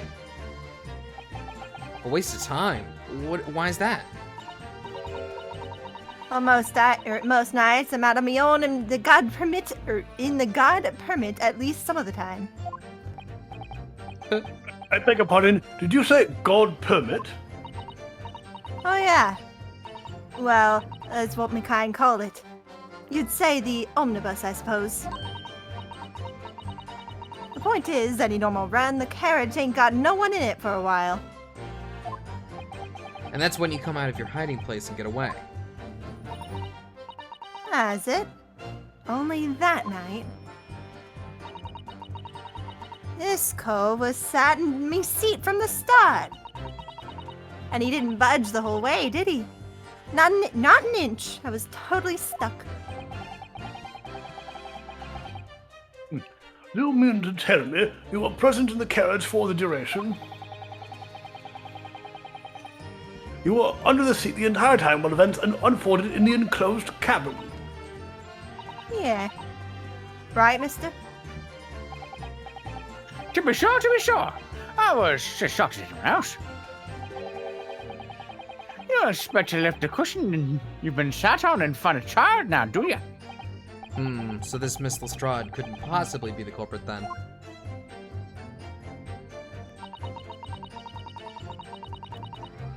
Hold it! So you couldn't see out into the cabin at all? Not a jot. Most days I push the curtain up with me and look out the crack. Then I can have a butcher's at who I'm gonna fiddle. I thought you were a pickpocket, not a butcher. I mean, I can have a look. The seat I get under ain't as plush as the other one, see? Butcher's hook rhymes with luck. Most of the time, the passengers plant themselves opposite. Or is it, maybe it's butcher and cook. But for some reason that night, this here Irishman spent the whole journey right over me head. And for that reason, you weren't able to push the cushion up to peek out, I see. Truth is, I ain't too happy in small, dark places. Feels too much like being thrown in the clink. But it's the only place to hide in them carriages, so it's Opson's choice. Why doesn't she just stick to picking people's pockets in the open then? I'd say there's some reason she's not letting on, judging from her demeanor. So anyways, I was a bit scared, but I had to stick it out under there. Nothing else for it. Nothing. Nothing. Nothing. Nothing. Nothing. Hold it. When you say a loud bang, do you mean the noise of someone falling to the floor? Could have been, I suppose. I don't remember so well. Point is, it made me jump. And you let out a scream involuntarily. That's right. And then I felt the cushion over me head get lighter all of a sudden. Presumably when the defendant got up in order to help the victim, yes. Or not. It could equally have been the moment the accused stood in order to stab his victim. Could it not? Helga, did you see what happened at that crucial moment? Yeah, I saw it. Pushed up the cushion and had a quick butcher's while I had the chance, didn't I? The Irishman was sitting up the bloke what had fallen off the floor on the seat opposite. That matches Mr. McGilden's account, of course. But then, the fella suddenly turns around and looks right at me. I sunk back down again, but it was too late by then. I never should have risked looking.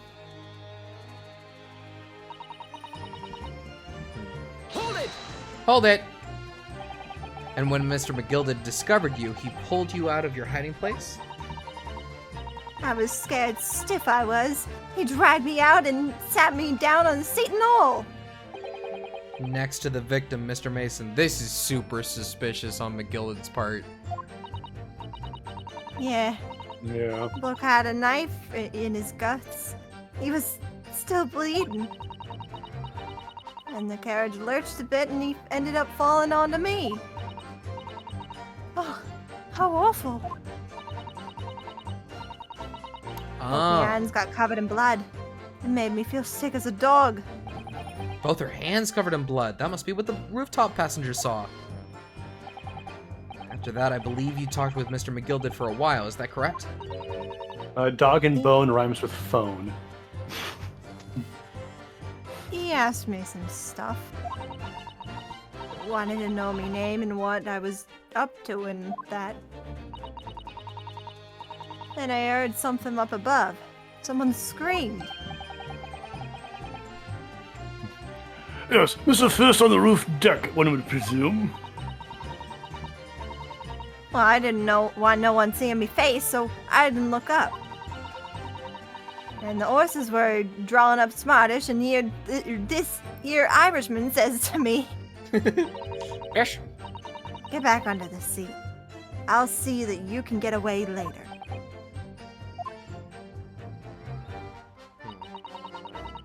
All 6 members of the jury had decided the defendant was innocent. Not for long. For one brief shining moment, yes.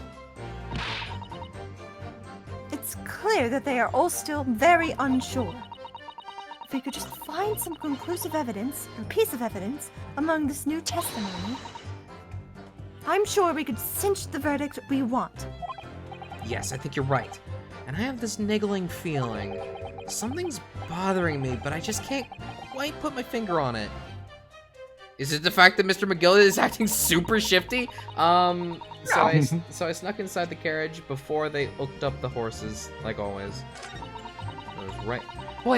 Wait, doesn't that mean that, like, you've been in there for the whole day? How long have you been in there?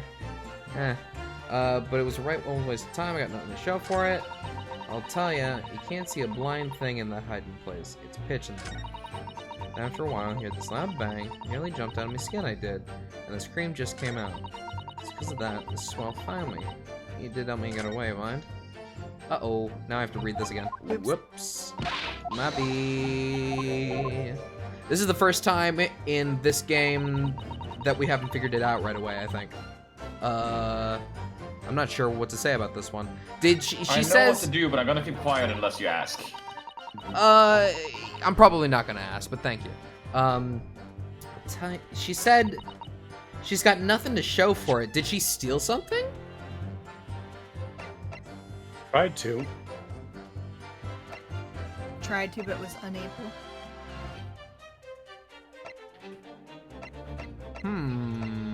The omnibus. I can't think The of omnibus, my anything lord. there. Thank you, Adam. Wow. Slurp. I'll tell ya. Can't see a blind thing in that hiding place. It's pitch in there. Loud bang. The scream just came out.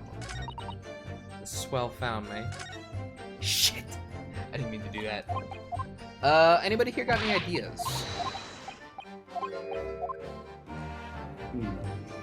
That's a no. Present again. I don't think she said anything really contradictory yet, has she? Didn't really, but I pressed everything now. The only thing really is just the stuff in the car cabinet being gone. Yeah. Yeah. Are we saying that contradicts this statement? She got nothing to show. Are we saying that she stole this stuff from under there? That doesn't sound quite right. Or because it was here when they brought in the cabinet or the wagon. Right. So if that was the case, we wouldn't have seen it today. So no, I don't think it would be this one. I guess so. Stuck inside the carriage before they locked up the horses, just like always.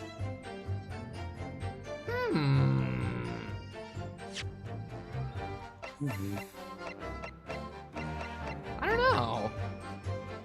Something about this, maybe? I can't imagine.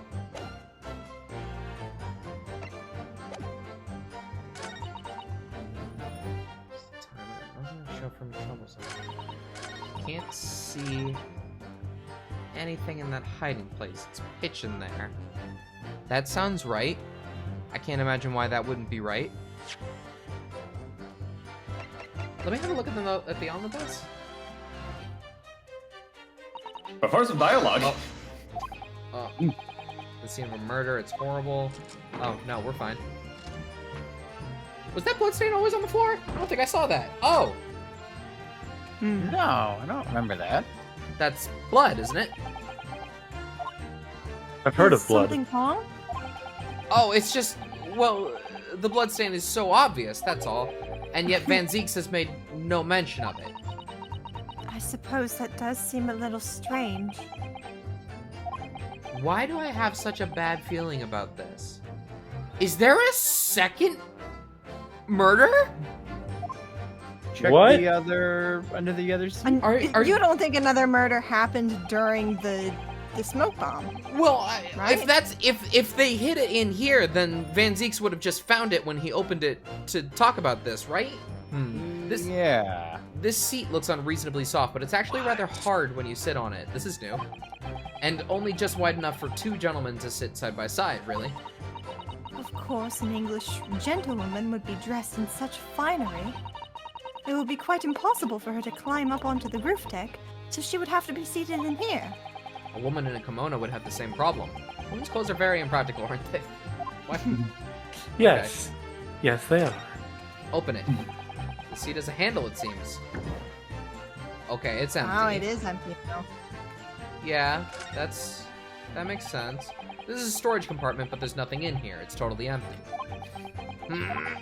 Something doesn't seem right here, but I can't put my finger on what it is. Ryunosuke, help me. Francisco must be unable to see red on brown. Oh my god, that makes sense. You want to look at the skylight? It's quite a large Beautiful. skylight, isn't it? Yes, quite large enough to afford a good view into the cabin from the roof deck. And there doesn't appear to be a handle or catch of any description, so I suppose it can't be open for... I think we already read that. Okay. Yeah, we read that. Okay, alright. I guess I'm... look at the bloodstain again? That's blood that's soaked into the seat. The victim's obviously. Yes, and the seat would be clearly visible from the roof deck. Would you really stab somebody in full view of the other passengers like that, I wonder? Well, it was after dark. And there is a lamp on in here, so perhaps the culprit couldn't see anything outside through the skylight. Whichever way you look at it, it doesn't seem like it was a planned attack. Oh, I can hit the B button to just go back out here. That's kind of nice. Is there something else I should look at?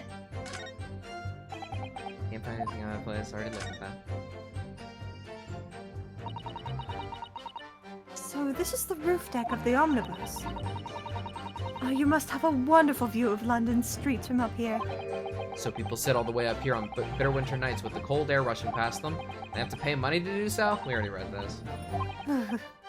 And then Ryunosuke, for some reason, related to torture. Reference. Good. Very nice. Well, Ryunosuke sure seemed concerned about what I just saw, but I'm not totally sure I followed what he meant. After a while, hearing a loud bang nearly jumped me out of my skin. The scream just came out. And we're saying that that was probably the victim hitting the floor, which would have caused the bloodstain that we saw on the floor. Because of that, this swell found me. Shoot. Keep doing that. I opened the door, the victim fell on the floor, and then he did the dinosaur. By which I mean he is now extinct.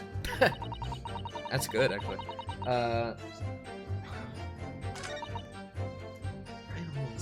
Nothing to shop for my troubles that night. I don't know. I'm really stuck. Autopsy report. Not very helpful. Hi, do you have anything? How would she have gotten blood on her hands, is my question. Can you explain what you mean? Well, she mentioned that she got blood on her hands from sitting next to this guy. Well, I think what she said is that this guy fell onto her, and in the process of pushing him back up, her hands got bloody. I see. Okay. But I do follow what you mean by that. He's not covered in blood. You'd think it would be easy for her to avoid that. When Maybe was that it that you said that again? Let's have a look.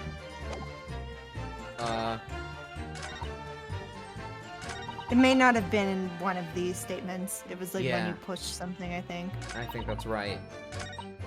So she didn't really talk about the blood. I'm really stumped. Show for my controls at night. Step back inside of horses. What the hell? Huh? I don't even know what to do in this situation. Should we phone a friend? Friend being sad? I am friend. he is friend. I'm friend. Yes. Can you give us a tiny hint? The smallest one you got. Oh, how do I do that? Look under the hat. for It's a tiny person. situation we've come across before. Wow, that's not helpful. In a past game? Um, Jay Yeah, had the it's- points. Jay had a In point. A seesaw homicide. No, Check no. under the. Got it. Under the floorboards. Break the floorboards. Break the floorboard. This is stupid. I don't know. Is it that his hat is still on his head? Like it would have fallen off when he fell. Right. No, that's silly. Well, what exactly is the current question? It's not really What a question. do we do? Yeah, we're just trying to present something. Oh, okay. It's just one of those, you 'Cause know? What about that guy's button, by the way? I noticed that one guy goes, Sure. guy's buttons is missing. Sure, yes, I Does noticed that make that. sense? I mean, I guess maybe his vest was closed, they stabbed him, the button got cut during the stabbing, and then poof, there goes his vest. But Or he just never had the button because he's poor, right? oh, yeah. That was my thought. But you could be right. Hmm. Sap, you got Unless that's another you got another tiny hint?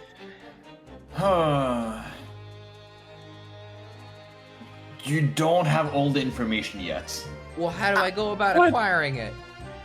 Oh, is it one of those things where I gotta read something and then go back to another statement I already read? I'm gonna try that. I'm trying it. Hold it.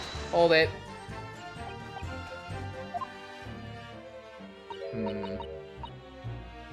Read that. Yep. From the thief. Scapegoat. Empty carriage. Hiding place is sword. Hiding place.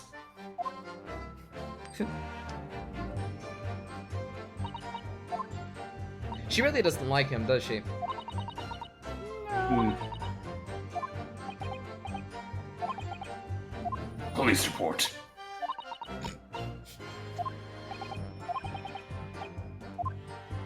Okay, didn't seem necessary. Hold it! I'll keep trying it though. What's the time? What's that? What's that? God permit.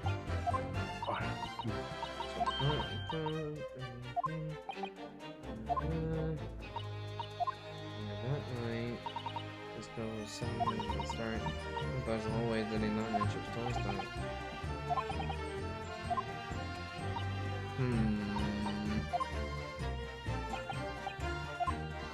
Is anyone? Yep, yep. Alright, still going. Whoops, missed one. Hold it! Couldn't see the cabin at all. Pickpocket.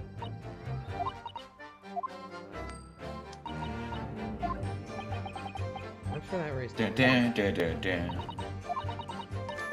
Oh, There it is! that's a cheap trick video game, but okay. All right. Excuse me. Is something wrong, Mr. McGilded? I do apologize. Without the Z. Was there something the matter, Count? I'm just wondering if Miss Lestrade's last comment made something occur to you, perhaps. You seem to be thinking something to yourself. Oh, no, just nothing important. I was feeling bad for the poor lass, is all. I remember feeling desperate myself as a young lad, shut up in the dock. It was terrifying, so it was. I see. Yes, I'm sure we can all sympathize. I'm still Yes. scared of the dark now. Aye, and I don't know about yourself. But I find the darkness seems to make everything you hear seem much louder as well.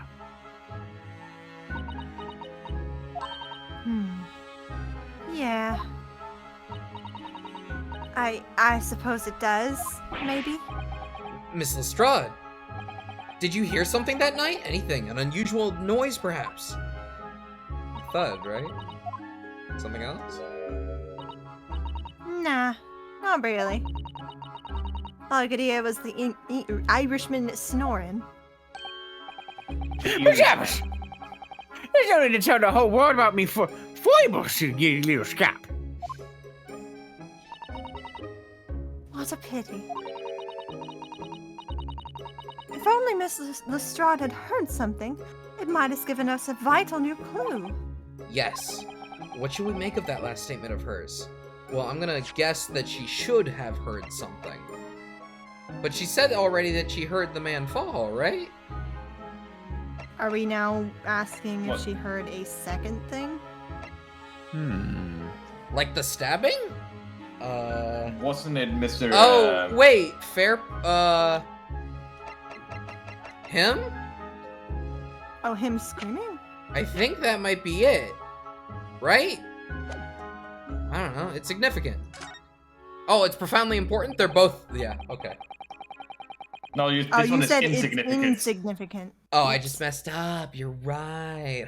Well, I don't think we can draw any particular conclusions from that. Oops. Very well, if that's the position of the defense. What's the matter, Mrs. Otto? Well, I don't know. Is that really true, do you think? It can't be. Nope, I'm wrong. Mr. Naruhodo, Mm-hmm. you're wrong. I know. Ah, the fact that she heard nothing. Yes. Was this the statement? Yeah, definitely. Hold it. But yeah, It's a dirty trick, Saps. Don't try to Yeah, it tell me is. that that's not a dirty trick. I'm not gonna excuse it. Like, this has happened before, but this one was very subtle in how it was conveyed. I have hated this trick every single time it has ever appeared in Ace Attorney. Yeah, that was what my hint was trying to be. The previous games have pulled this ass trick before. Wait, it didn't give me anything? You Okay. pressed the wrong Because, thing. I guess it yeah, was you this need to go one then. there. Hold it!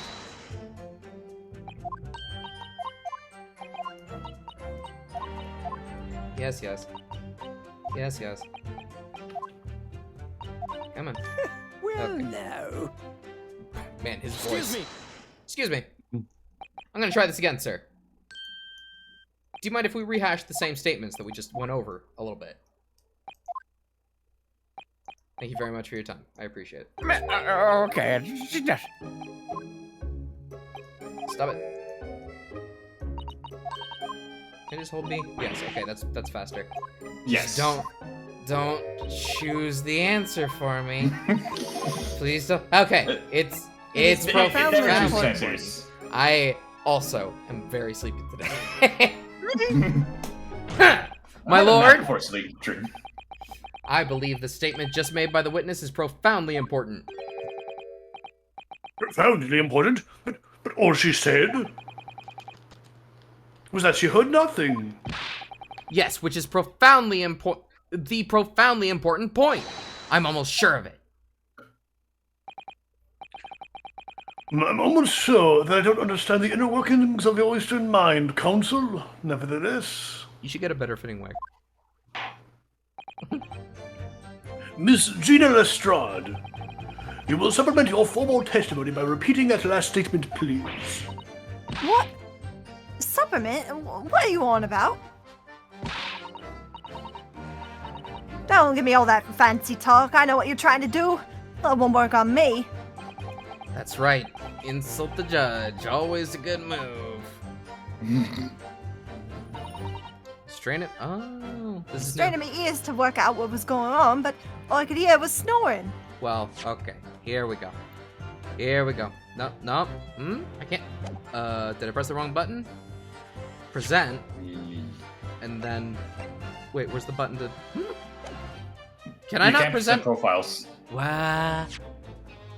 Then. What? Press?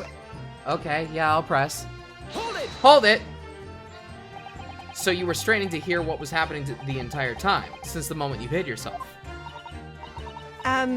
Not exactly, no. Sorry? Well, there was no one in the cabin to start with. I could just push the curtain up and have a butchers to see what was what. But then, when I saw this swell getting on, I got my head down so he didn't notice me. And Mr. McGilded sat on the seat under which you were hiding, correct?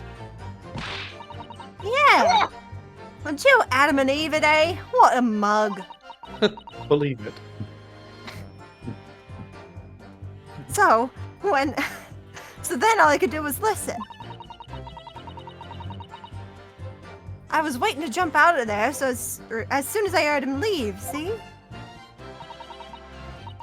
But would he? Not likely. Even though we stopped here and there, I never heard the door open. So I just had to stay put and listening to him driving his pigs to market, snorking like an old dog he was. This character seems very hard to voice act. What are you talking about? Tired. I'm sorry. Then just take a nap. I would love to. Are there any conclusions we can draw from that? I wonder. It doesn't add up. Yes. Bah! Miss Lestrade, what you have just told the court is clearly at odds with the facts. What? At odds? Are you sure, ma'am? Absolutely. I'm aware, Clueless, but I'm not going to stop midstream to listen to a breakdown of an accent. It seems my learned Nipponese friend is not as dull-witted as I feared. So Van Zeek's realized it too. I have to double check my work and make sure that I pronounce that right. So, I must insist that you bolster your claim with evidence, or some complicit party's name at the very least. Yes, my lord. I expect you to demonstrate this alleged contradiction to the court. According to Miss Lestrade, whilst she was hiding in the omnibus that night, she heard nothing but the sound of Mr. McGilda's snoring. But think, Ryunosuke, think! There's something else she should have heard. Show a person. Very well, my lord. Allow me to elaborate. On a particular sound that Miss Lestrade could not have failed to hear on the night in question. The sound very clearly explained by the presence of the following person. You. Here is the thing you were looking for. It would seem phantoms are at work again. This time my Nipponese friend sees. I concur. No sound is apparent to me at all. Oh, what? Allow me to introduce you to a sound that will be very real indeed, however. The sound of your death throes. Ah! He's right. What did we loud. do? Well then, counsel. Okay. Definitely thought that was the answer. Yeah.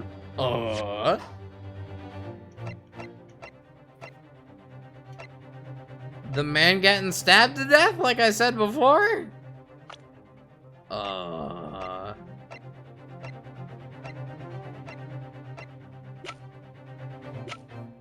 That's all else I got. I guess I'll try it. Right, back. Come on. No? Okay. Can I save real quick? I can! Great! Yeah. Okay, good. We haven't done one of those in a while. Yeah. Show a piece of evidence. Very well, my lord. Allow me to elaborate. On a particular sound that Miss Lestrade could not have failed to hear. Sound very clearly explained by this. Take that! Uh-oh. No. Why not? Now scream, my tiny friend. That's right, that was loud. He called me tiny. Forget it? Everyone's tiny when you look at me. What are you telling me to do?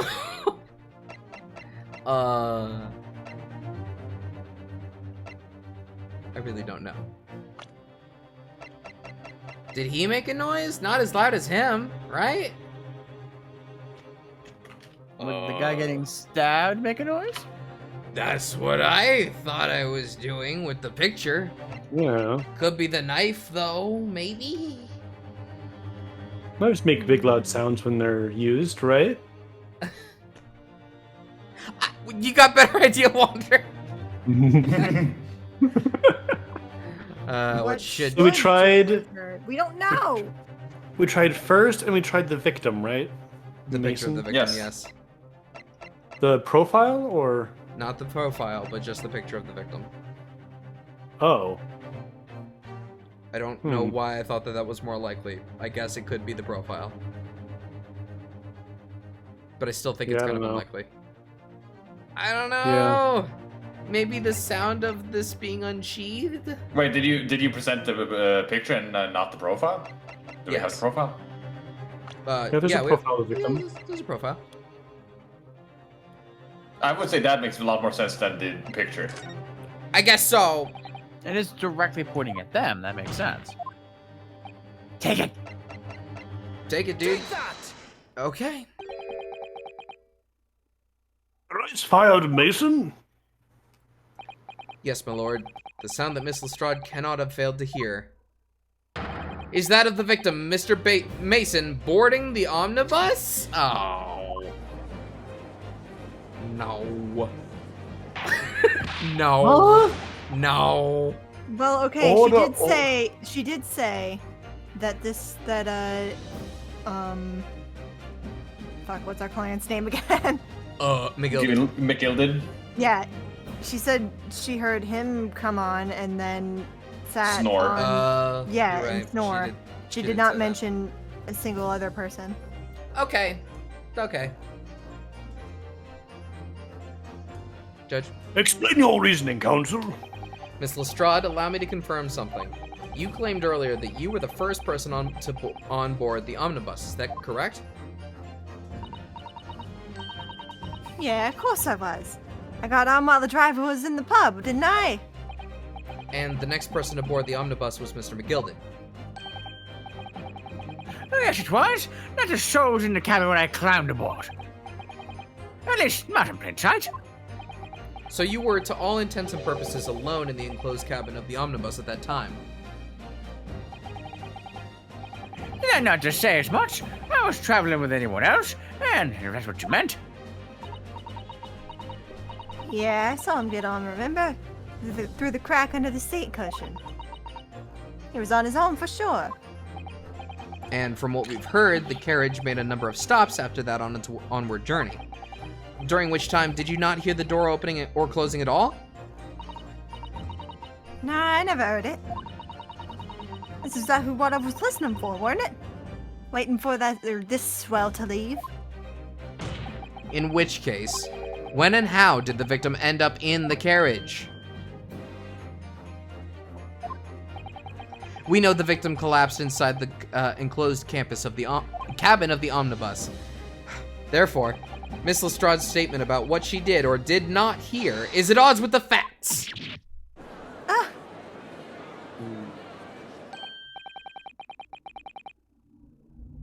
Yes, this petty thief's statement was clearly flawed. Lord Van Zix. Yes, he knew all too well that there was an inconsistency in Miss Lestrade's statement. He smiled. It would seem word of thanks in order for my learned friend. What are you talking about? You have demonstrated matters impeccably. This witness and her colorful statements are entirely unreliable. Her words are convenient untruths, nothing more. he's just gonna he's gonna throw this witness under the bus. Let's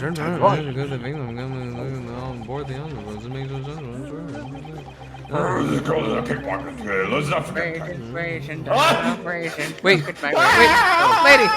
Burn. No! Wait, why the guilty side? Not your racist! Why the guilty side? Ah! Never mistrust a good racist. No, she didn't even say anything. I didn't want to judge the little mite just because he was, or she was, just some rather naughty ways. But I must say, I can't abide liars. Neither can I. Mr. Foreman! I don't want to judge the girl just because she has some less than salubrious ways. But I must say, I cannot abide liars. Well, at least he has still one more but not guilty. Which one is it? Is it the maid? The maid. Ah! You don't even know that she's lying. Mr. Naruhodo, that's 5 jury members leaning towards guilty.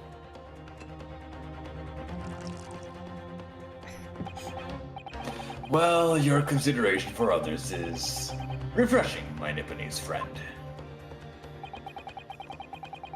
To the considerable troubles you have spared me. Oh, he actually drank it. Did he actually drink it before? Once. Well. Yes, very refreshing. Ah!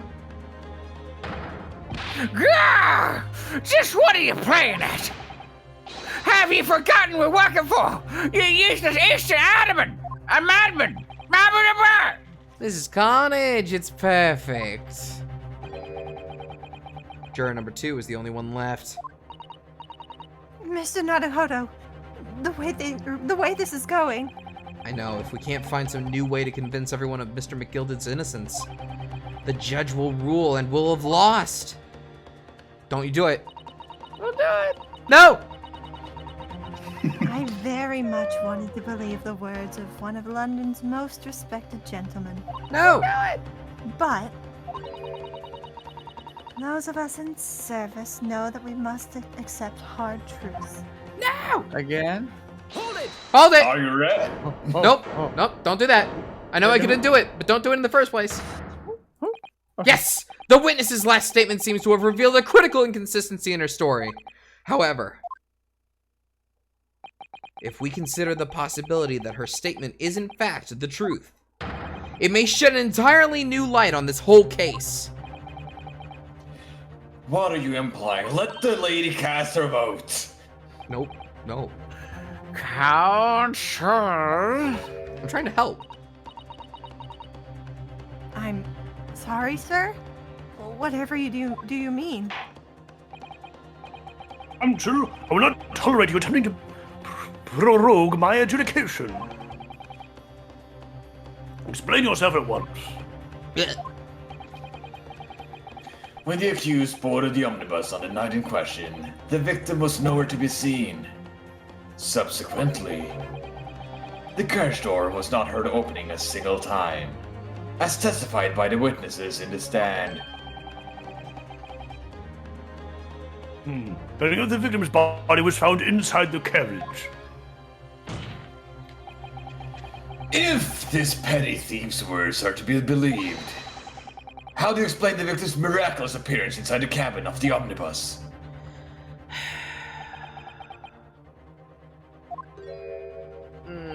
There's only one way to explain how the victim came to be inside the carriage. He was already in there. There's another entrance.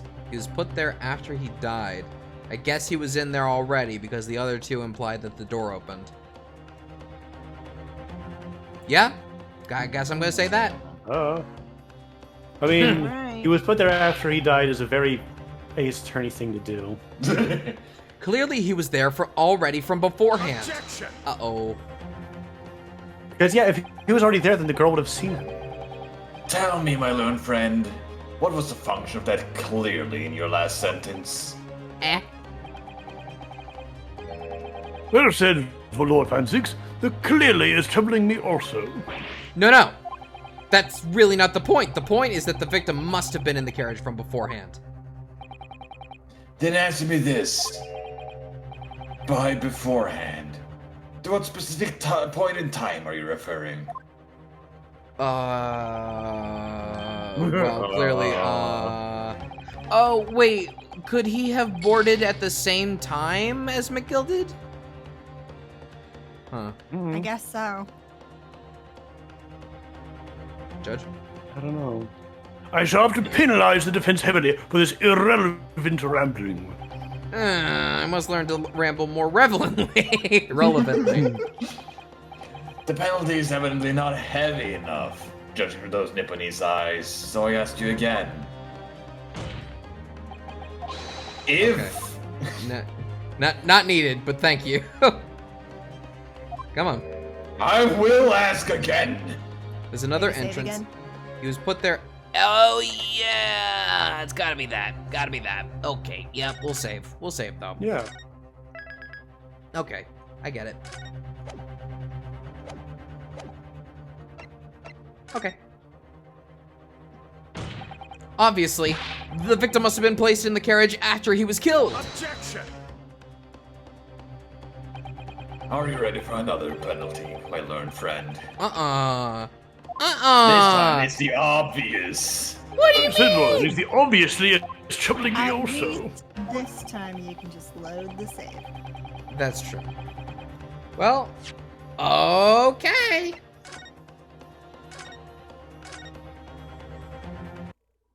We didn't lose. That didn't happen. Obviously, you want another punishment. Where did it go? Yeah. There's We another. used the Oh, power. what? Like the body was lowered in from the ceiling? Is that what we're saying? There's glass. Aren't all of these bad? If the door wasn't opened even once, the only explanation is that the victim entered the enclosed cabin some other way. Objection! I wondered what new fantasy you would come up with in your blind panic. But behold, the omnibus is here for all to see. Oh. Only one side of the enclosed cabin is furnished with a door. The only other has only windows. Fixed windows which cannot possibly open. In short, there is no entrance to the cabin other than the door. Objection! But there could be. There's one possibility you haven't considered. Oh, really? Yes, one other way inside that isn't the door. Another opening, the use of which allowed the victim to appear inside the enclosed cabin. Hmm? Ash! All right, counsel. The defense will identify the location for the court. Here's the omnibus on which the incident occurred. Where on earth is this entrance by which you propose the victim entered the cabin? Well, it would have to be the skylight. The skylight? The answer is obvious. It can only have been the skylight. And that's why the thud was so loud. Oh, what, like he I dropped say. in? Oh. Yeah. Oh, That makes sense. This guy. And that would have woken up McGilded. Gilded? And that he's, yeah, and he's like, oh, there's a guy on the floor. Oh, so you think that they are both innocent? Yeah. Huh. Your Now- I do now. proposal almost has me lost for words. However, Okay, my thought process is that Fair Play is an accomplice, and that he dropped this body in for McGilded. I don't know. Objection! Objection! The skylight may well be large enough for someone to pass through. Objection! so you claim. But do you have a shred of evidence to support your addle-brain theory? Both Mr. McGilded and Miss Lestrade said the same in their testimonies. They each claimed to have heard a loud thud, such as the noise made by someone falling to the floor. Yes, which has already been explained as the sound of the victim falling from his seat, having been assaulted with the dagger. Yes, it has, but would a man slipping from the seat onto the floor really have made such a loud noise as the witnesses describe? A noise loud enough to cause Miss Lestrade to let out an involuntary cry, in fact. Good gracious. Perhaps, in fact, that was the moment that the victim made his entrance into the cabin. No, let me rephrase that. The victim didn't enter the cabin as such. He fell into it. Objection!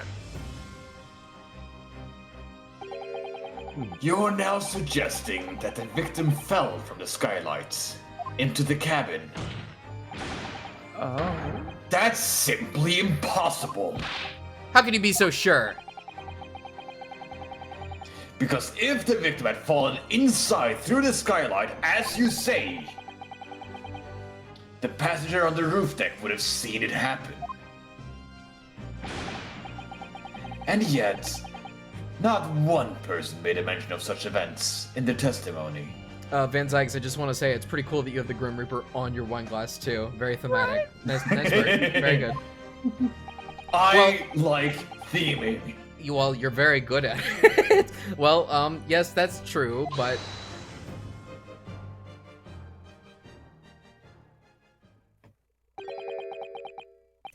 Mighty humbling fella. Make a wee comment here. Mr. McGilden.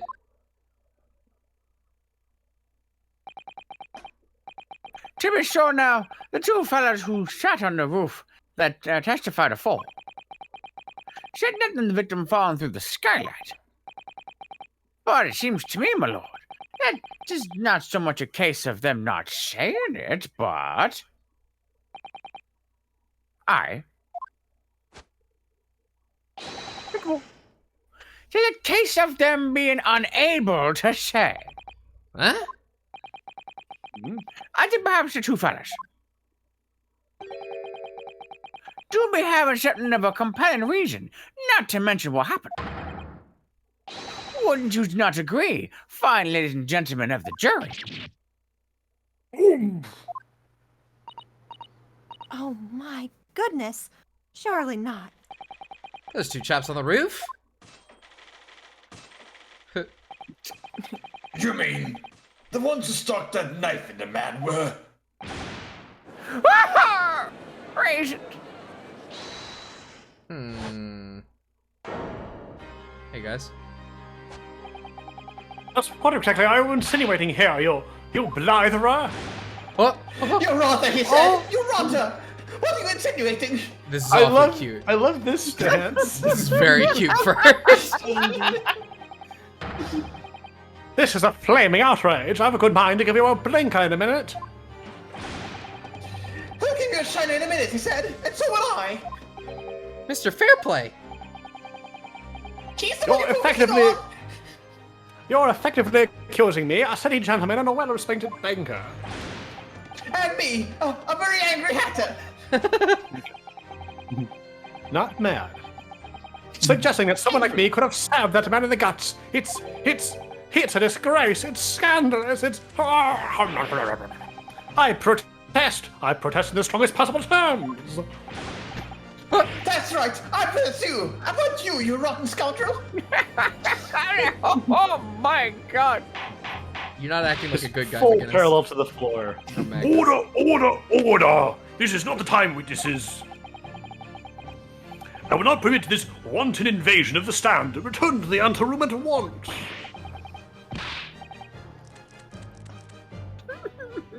But This is beyond reason, my lord. It's outrageous.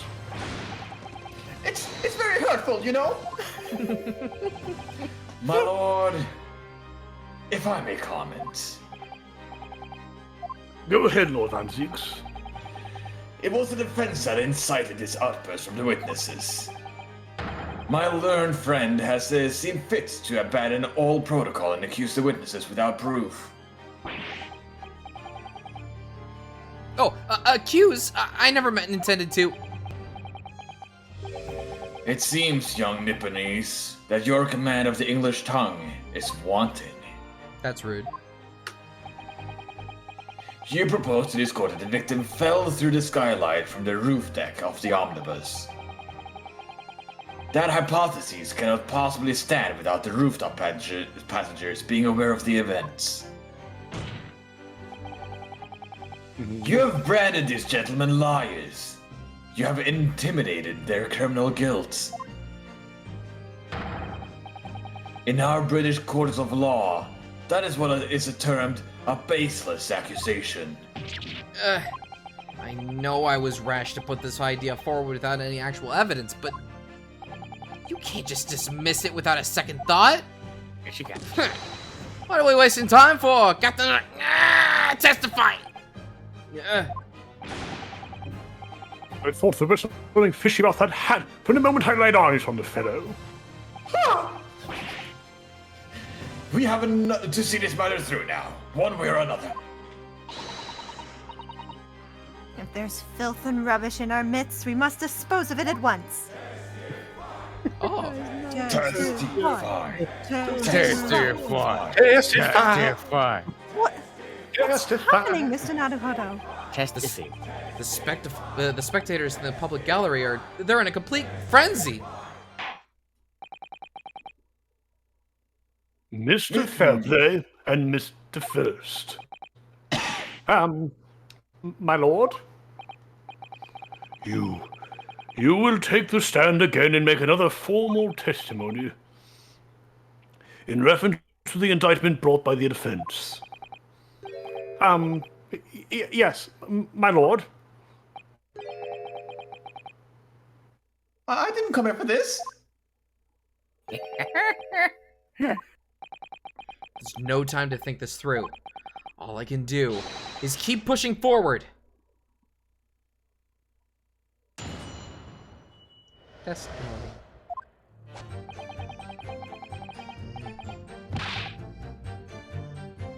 We were the only two people up on the roof deck, dead or alive. I can swear to that. If anything had happened while we were sitting, don't you think one or the other of us would have noticed? In any case, neither of us knew the first thing about the victim. We had no reason to kill the man. This skylight was shut the entire time, I tell you. We couldn't have possibly have opened it. If you're so sure the victim fell through the skylight, where's your proof? Might it be a good idea to maybe examine the skylight once again? Yeah, where would he would have come through it? Well, there's a handle on the outside. I imagine. Okay. Oh. Should we examine to make sure? Good idea. Sure. Like, I don't actually remember this. I just am curiously wondering if there was. Okay. Well, let's have a look. It would solve a lot. You can certainly see inside the carriage through this opening. That's for sure. Yes, and there's a lamp in the enclosed cabin. So I'm sure the witnesses would have been able to see quite clearly. That's not good for us.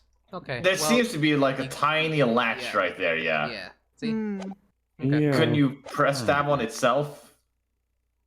It seems. What do you mean? My guess would be that it's too small to press onto. Yeah, I'm just curious if the game is like, oh hey, unless you click this, you can't present this. I'll have another look. Right in the center. No, okay. Okay. Oh, that was fast. I held the B button. Yeah, but that's giving it very fast. You go, Judge. I must say that on listening to this testimony, it is somewhat hard to imagine. Yeah. Thank you very much for the follow, Gus Jivda. Thank you. Oh. Oh, here we go Mm, again. Either witness can perform any there's malevolent a act. pile of them right now. Bye, browser source. And that's the last one. Okay. You said this? Yes, open rooftop deck. Without the other noticing forthwith. That's right, you see. We're innocent, I tell you.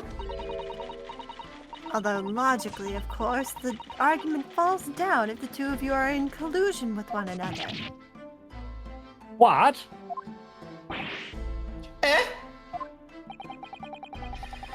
According to investigations by Scotland Yard, the two witnesses share no common dealings.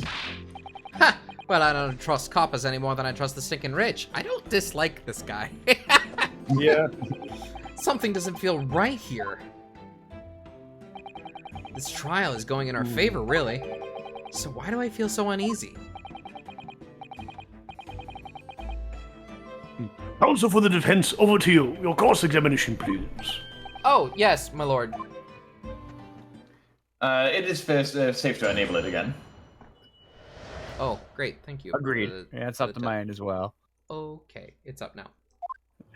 The ocean of years has passed. Yeah. Yeah. Yeah. Okay. Oh, right, It's- yeah. this You is- already. Yep. Yeah. Yep. Hold it. So at no time did the victim, Mr. Mason, climb up to join you on the roof deck. Absolutely not, Dickin. Dickin! Okay. Alright.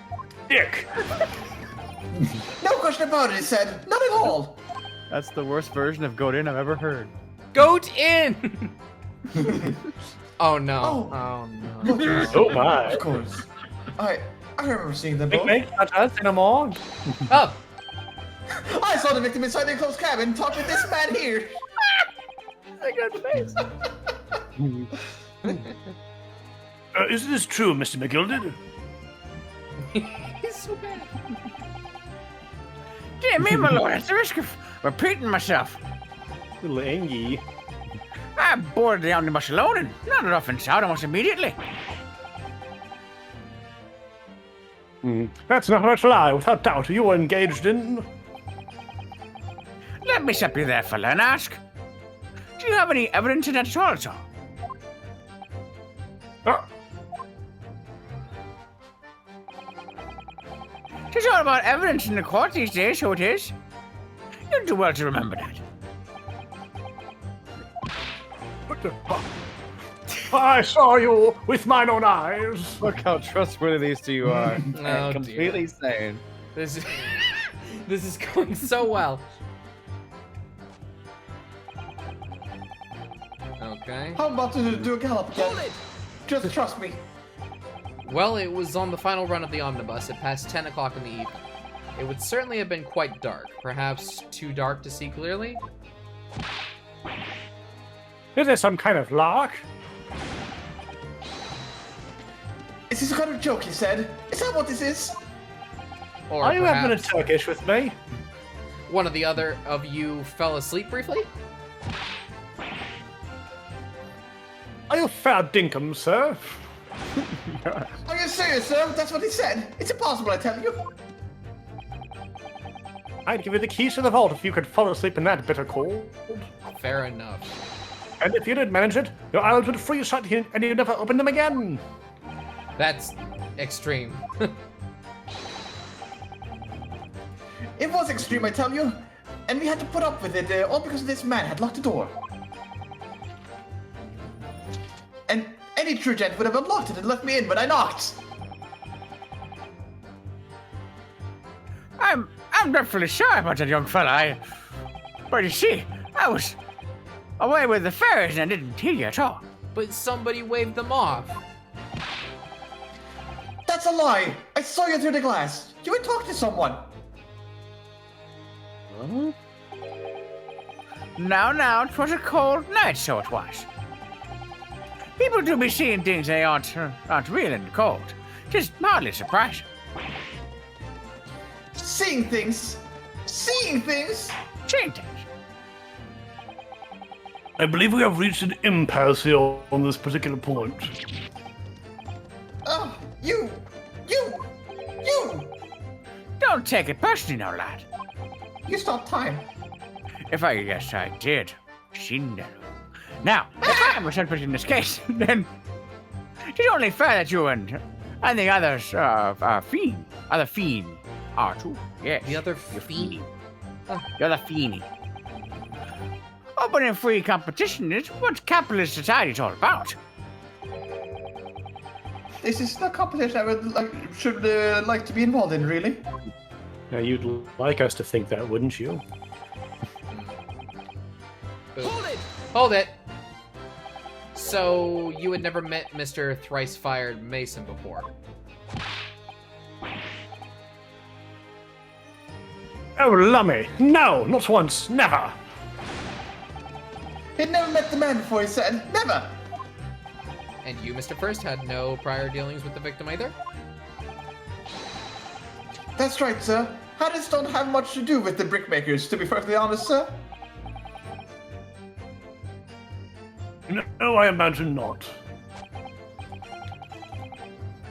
You see? How many different ways can I put this?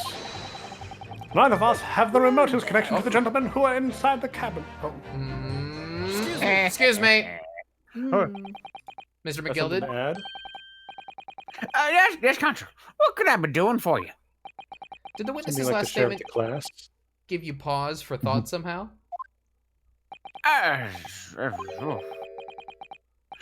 Not the remotest connection. It's what I thought. Right now, I wonder. Okay. What are you insinuating now? Ah, Mr. Fairplay. 'Tis been a long time, 'twould has. Eh? Hey, Eh? if I'm not much mistaken, I believe 'tis fast approaching, is it not? Your repayment debt? I beg your pardon? You bestowed 20 guineas to me, sir. Opposite, of that. actually. Opposite. Oh. I bestowed 20 guineas to you, sir. Good enough. We'll take it. You could just say borrowed. At an unconscionable rate of interest. You tricked me. It's extortion. Well, now, is it a touch of begrudgery, is it? The sort of begrudgery that might have motivated a fellow to pass his crime off to another? How does that taste? Are you going to Chocolate. finish that? And young Mr. First. So what he's saying is kind of suggesting to me that the victim didn't matter. It was just about pinning a crime on McGilded. That's what I'm getting to. Except I really am starting to think that McGilded did it. Me, sir? Can't be. What do you want me to do, sir? I'm thinking he didn't. He's just an asshole. Eh. It's You usually- be making hats for a living, do you not? And there's a top hat standing around your head. Is that one of your own creations, is it? I'm still just an apprentice, you understand? I'm learning to find the perfect fit for whatever fine tent walks through the door. That perfect fit, is it? Well, it is a very distinctive design, it is. Find a customer like it, I tell you. It's a very distinctive touch. Customers, such as thrice fired mason. Uh-oh. Uh-huh. Mm. There was a photograph, print of the victim submitted as evidence of fall, my lord. Yeah, this you mean?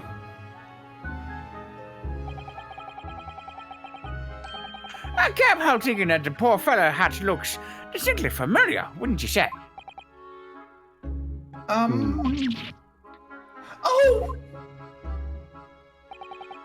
That's one of my hats. Aye, that it is. So, it would be seeming that the brickmaker was a customer of yours. The sort of customer I'd wager you could have had a wee quarrel with over the distinctiveness of the goods. Oh, no, sir. Absolutely not, sir. Well, there's really nothing more to add. It wouldn't be right to say that these two fellas haven't had the remotest connection to the victim, you see. I rest my case.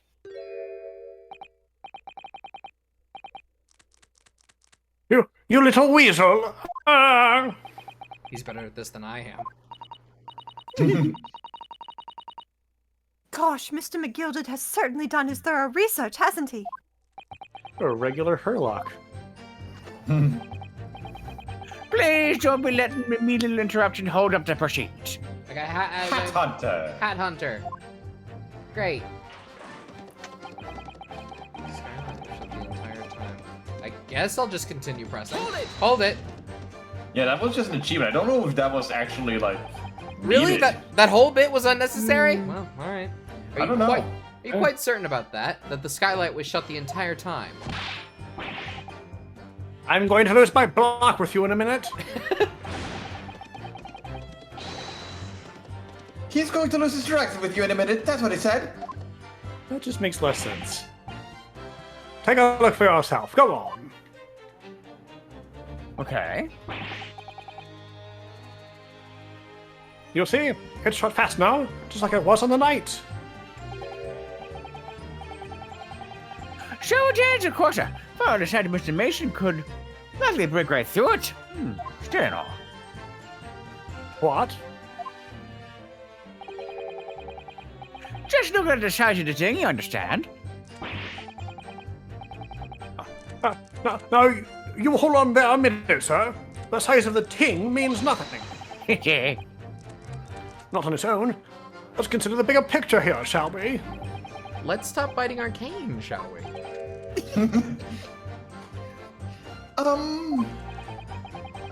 I was riding the omnibus on another occasion when, well, I broke the wind. Loudly. I shocked myself with it, as it happens. First, what are you doing? This is an unexpected confession, Mr. First. Oh, I just want to say, well, the point is, I tried to open the skylight, you see? But, just my luck, I couldn't make it budge. The stench was terrible. But you were up on the roof. No. Why does that matter? No, this I was not this at is that another point. time. Yeah, different occasion. Everyone was looking daggers at me, sir. I went as red as rogue, I did. I Are don't you know. expecting me to sentence you? Oh, no, sir. The point is, the skull can't be open. I tried and tried, and when I was inside the cabin of shame. Excuse me. Do you have something to say about that, Miss Lestrade?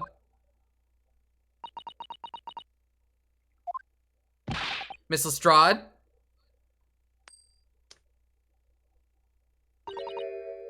It opens. Eh? The skylight. That's what we're talking about, right? Uh-oh. Ah! Somebody stop her. No, I'm scared. All them skylights open that easy. More easily than you can load that weapon? That's a lie, I tell you. Otherwise, when I broke the wind, I... You can't do it from the inside, you mug. Oh. Why? Look, a few weeks ago, I was up on the roof of one of them drags. And I had a great haul. I mean, I had purses come out me ears. Lestrade, this is not the forum to be eulogizing on the subject of your criminal activities. Well, anyway, I had a bit of a scare. When I looked at the last bloke's purse, he got wise to me. All four of them surrounded me, and I couldn't up with the bus and leg it. So what I did was I used the skylight, opened the catch, and jumped right through. What? Yeah, the catch for them skylights is on the top side. That's why you can't open them from the cabin. The skylight opens from the roof deck?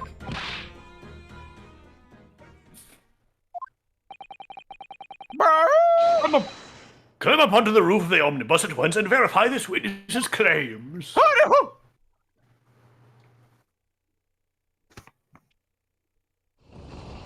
Ta-da!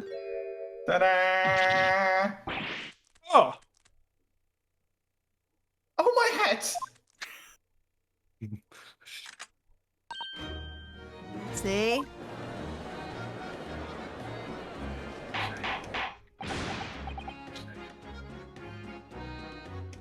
Order, order, order! So, it appears that this street girl statement is quite true. I don't believe it. The skylight opens. And from the roof deck. Mr. Naruhodo! This could be the clue we've been looking for. Well, counsel for the defense. Please continue with your cross-examination. Yes, my lord. So, the skylight opens. Perhaps I should investigate for myself. Did you get ahead of yourself, Sappy? I just actually thought like we were supposed to find out ourselves. I actually didn't remember this.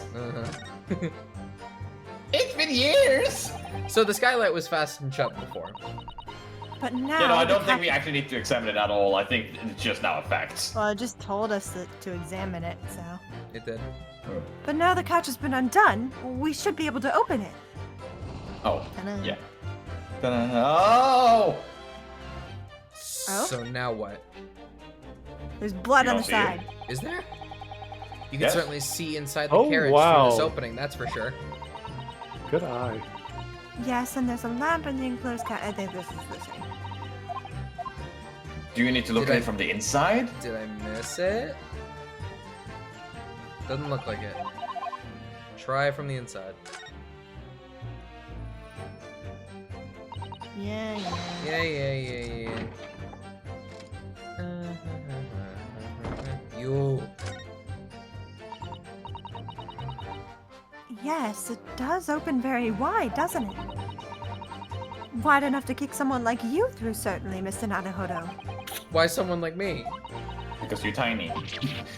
Small man. What is it? Look, just here, look at this. That's without question. It's blood. It's blue. Why would there be a blood stain there?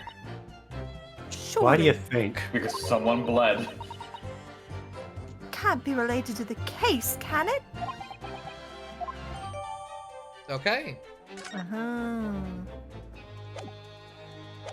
I'm glad we followed Seppi's instruction. That means that I you was had just to have been wondering killed on about the hatch itself earlier. I actually did. And then you told us to not investigate when the game told us to investigate. See, that means how much I didn't know. Is it perhaps this one? Skylight was shut the entire time. Yeah, it's that, right? Gotta be. So there this, you go. this proves that it was opened. Yeah, Mhm. I'm going with that. I'm taking Okay, it. there was only one. There's Objection. only one. Wait, was that a real person? Oh no. No, it's the same, like, idea. Don't worry about it. Don't worry about it. You're right. On the night in question, the victim was fatally stabbed in the stomach, and immediately, goodbye, browser and immediately afterwards, the victim's body was pushed through the skylight into the cabin below. I can still hear it. Yeah, I think you gotta mute the browser source as well, or even like delete it entirely. Yeah, I think each time that we've muted it, it just happened to stop. Oh. Yeah, you might have to order just mute OBS itself in your voice meter or voice volume Like mixer. so. I think when I do okay. that, that mutes. Hey, chat, can you still hear us? Does everything still sound good? Okay, Well, right now there's no music playing. right. Those are the facts, and the irrefutable proof remains clearly visible in the omnibus that stands before us today in this very courtroom. Can you hear the music now? Great. Okay, they can. Okay. So Okay, just the cool. art series. What? No, but that's on me.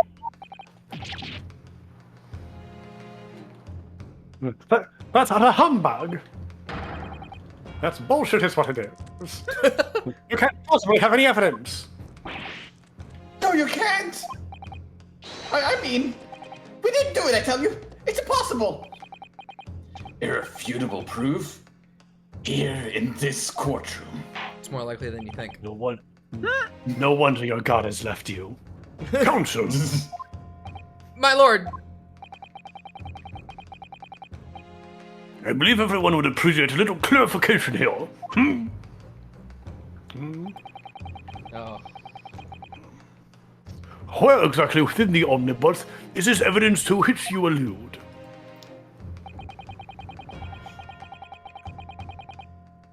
You will point out what it is that proves the victim fell from the rooftop through the skylight.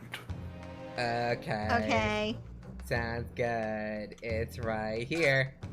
Ta-da! No! This. Got it. Present. By Jupiter!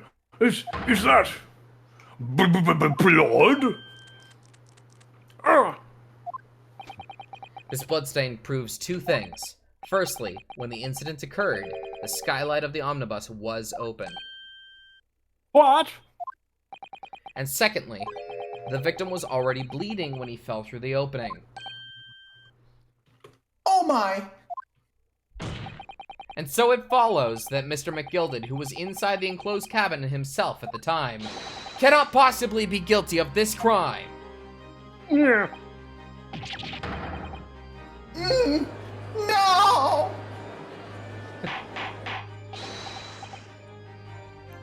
Order, order, order.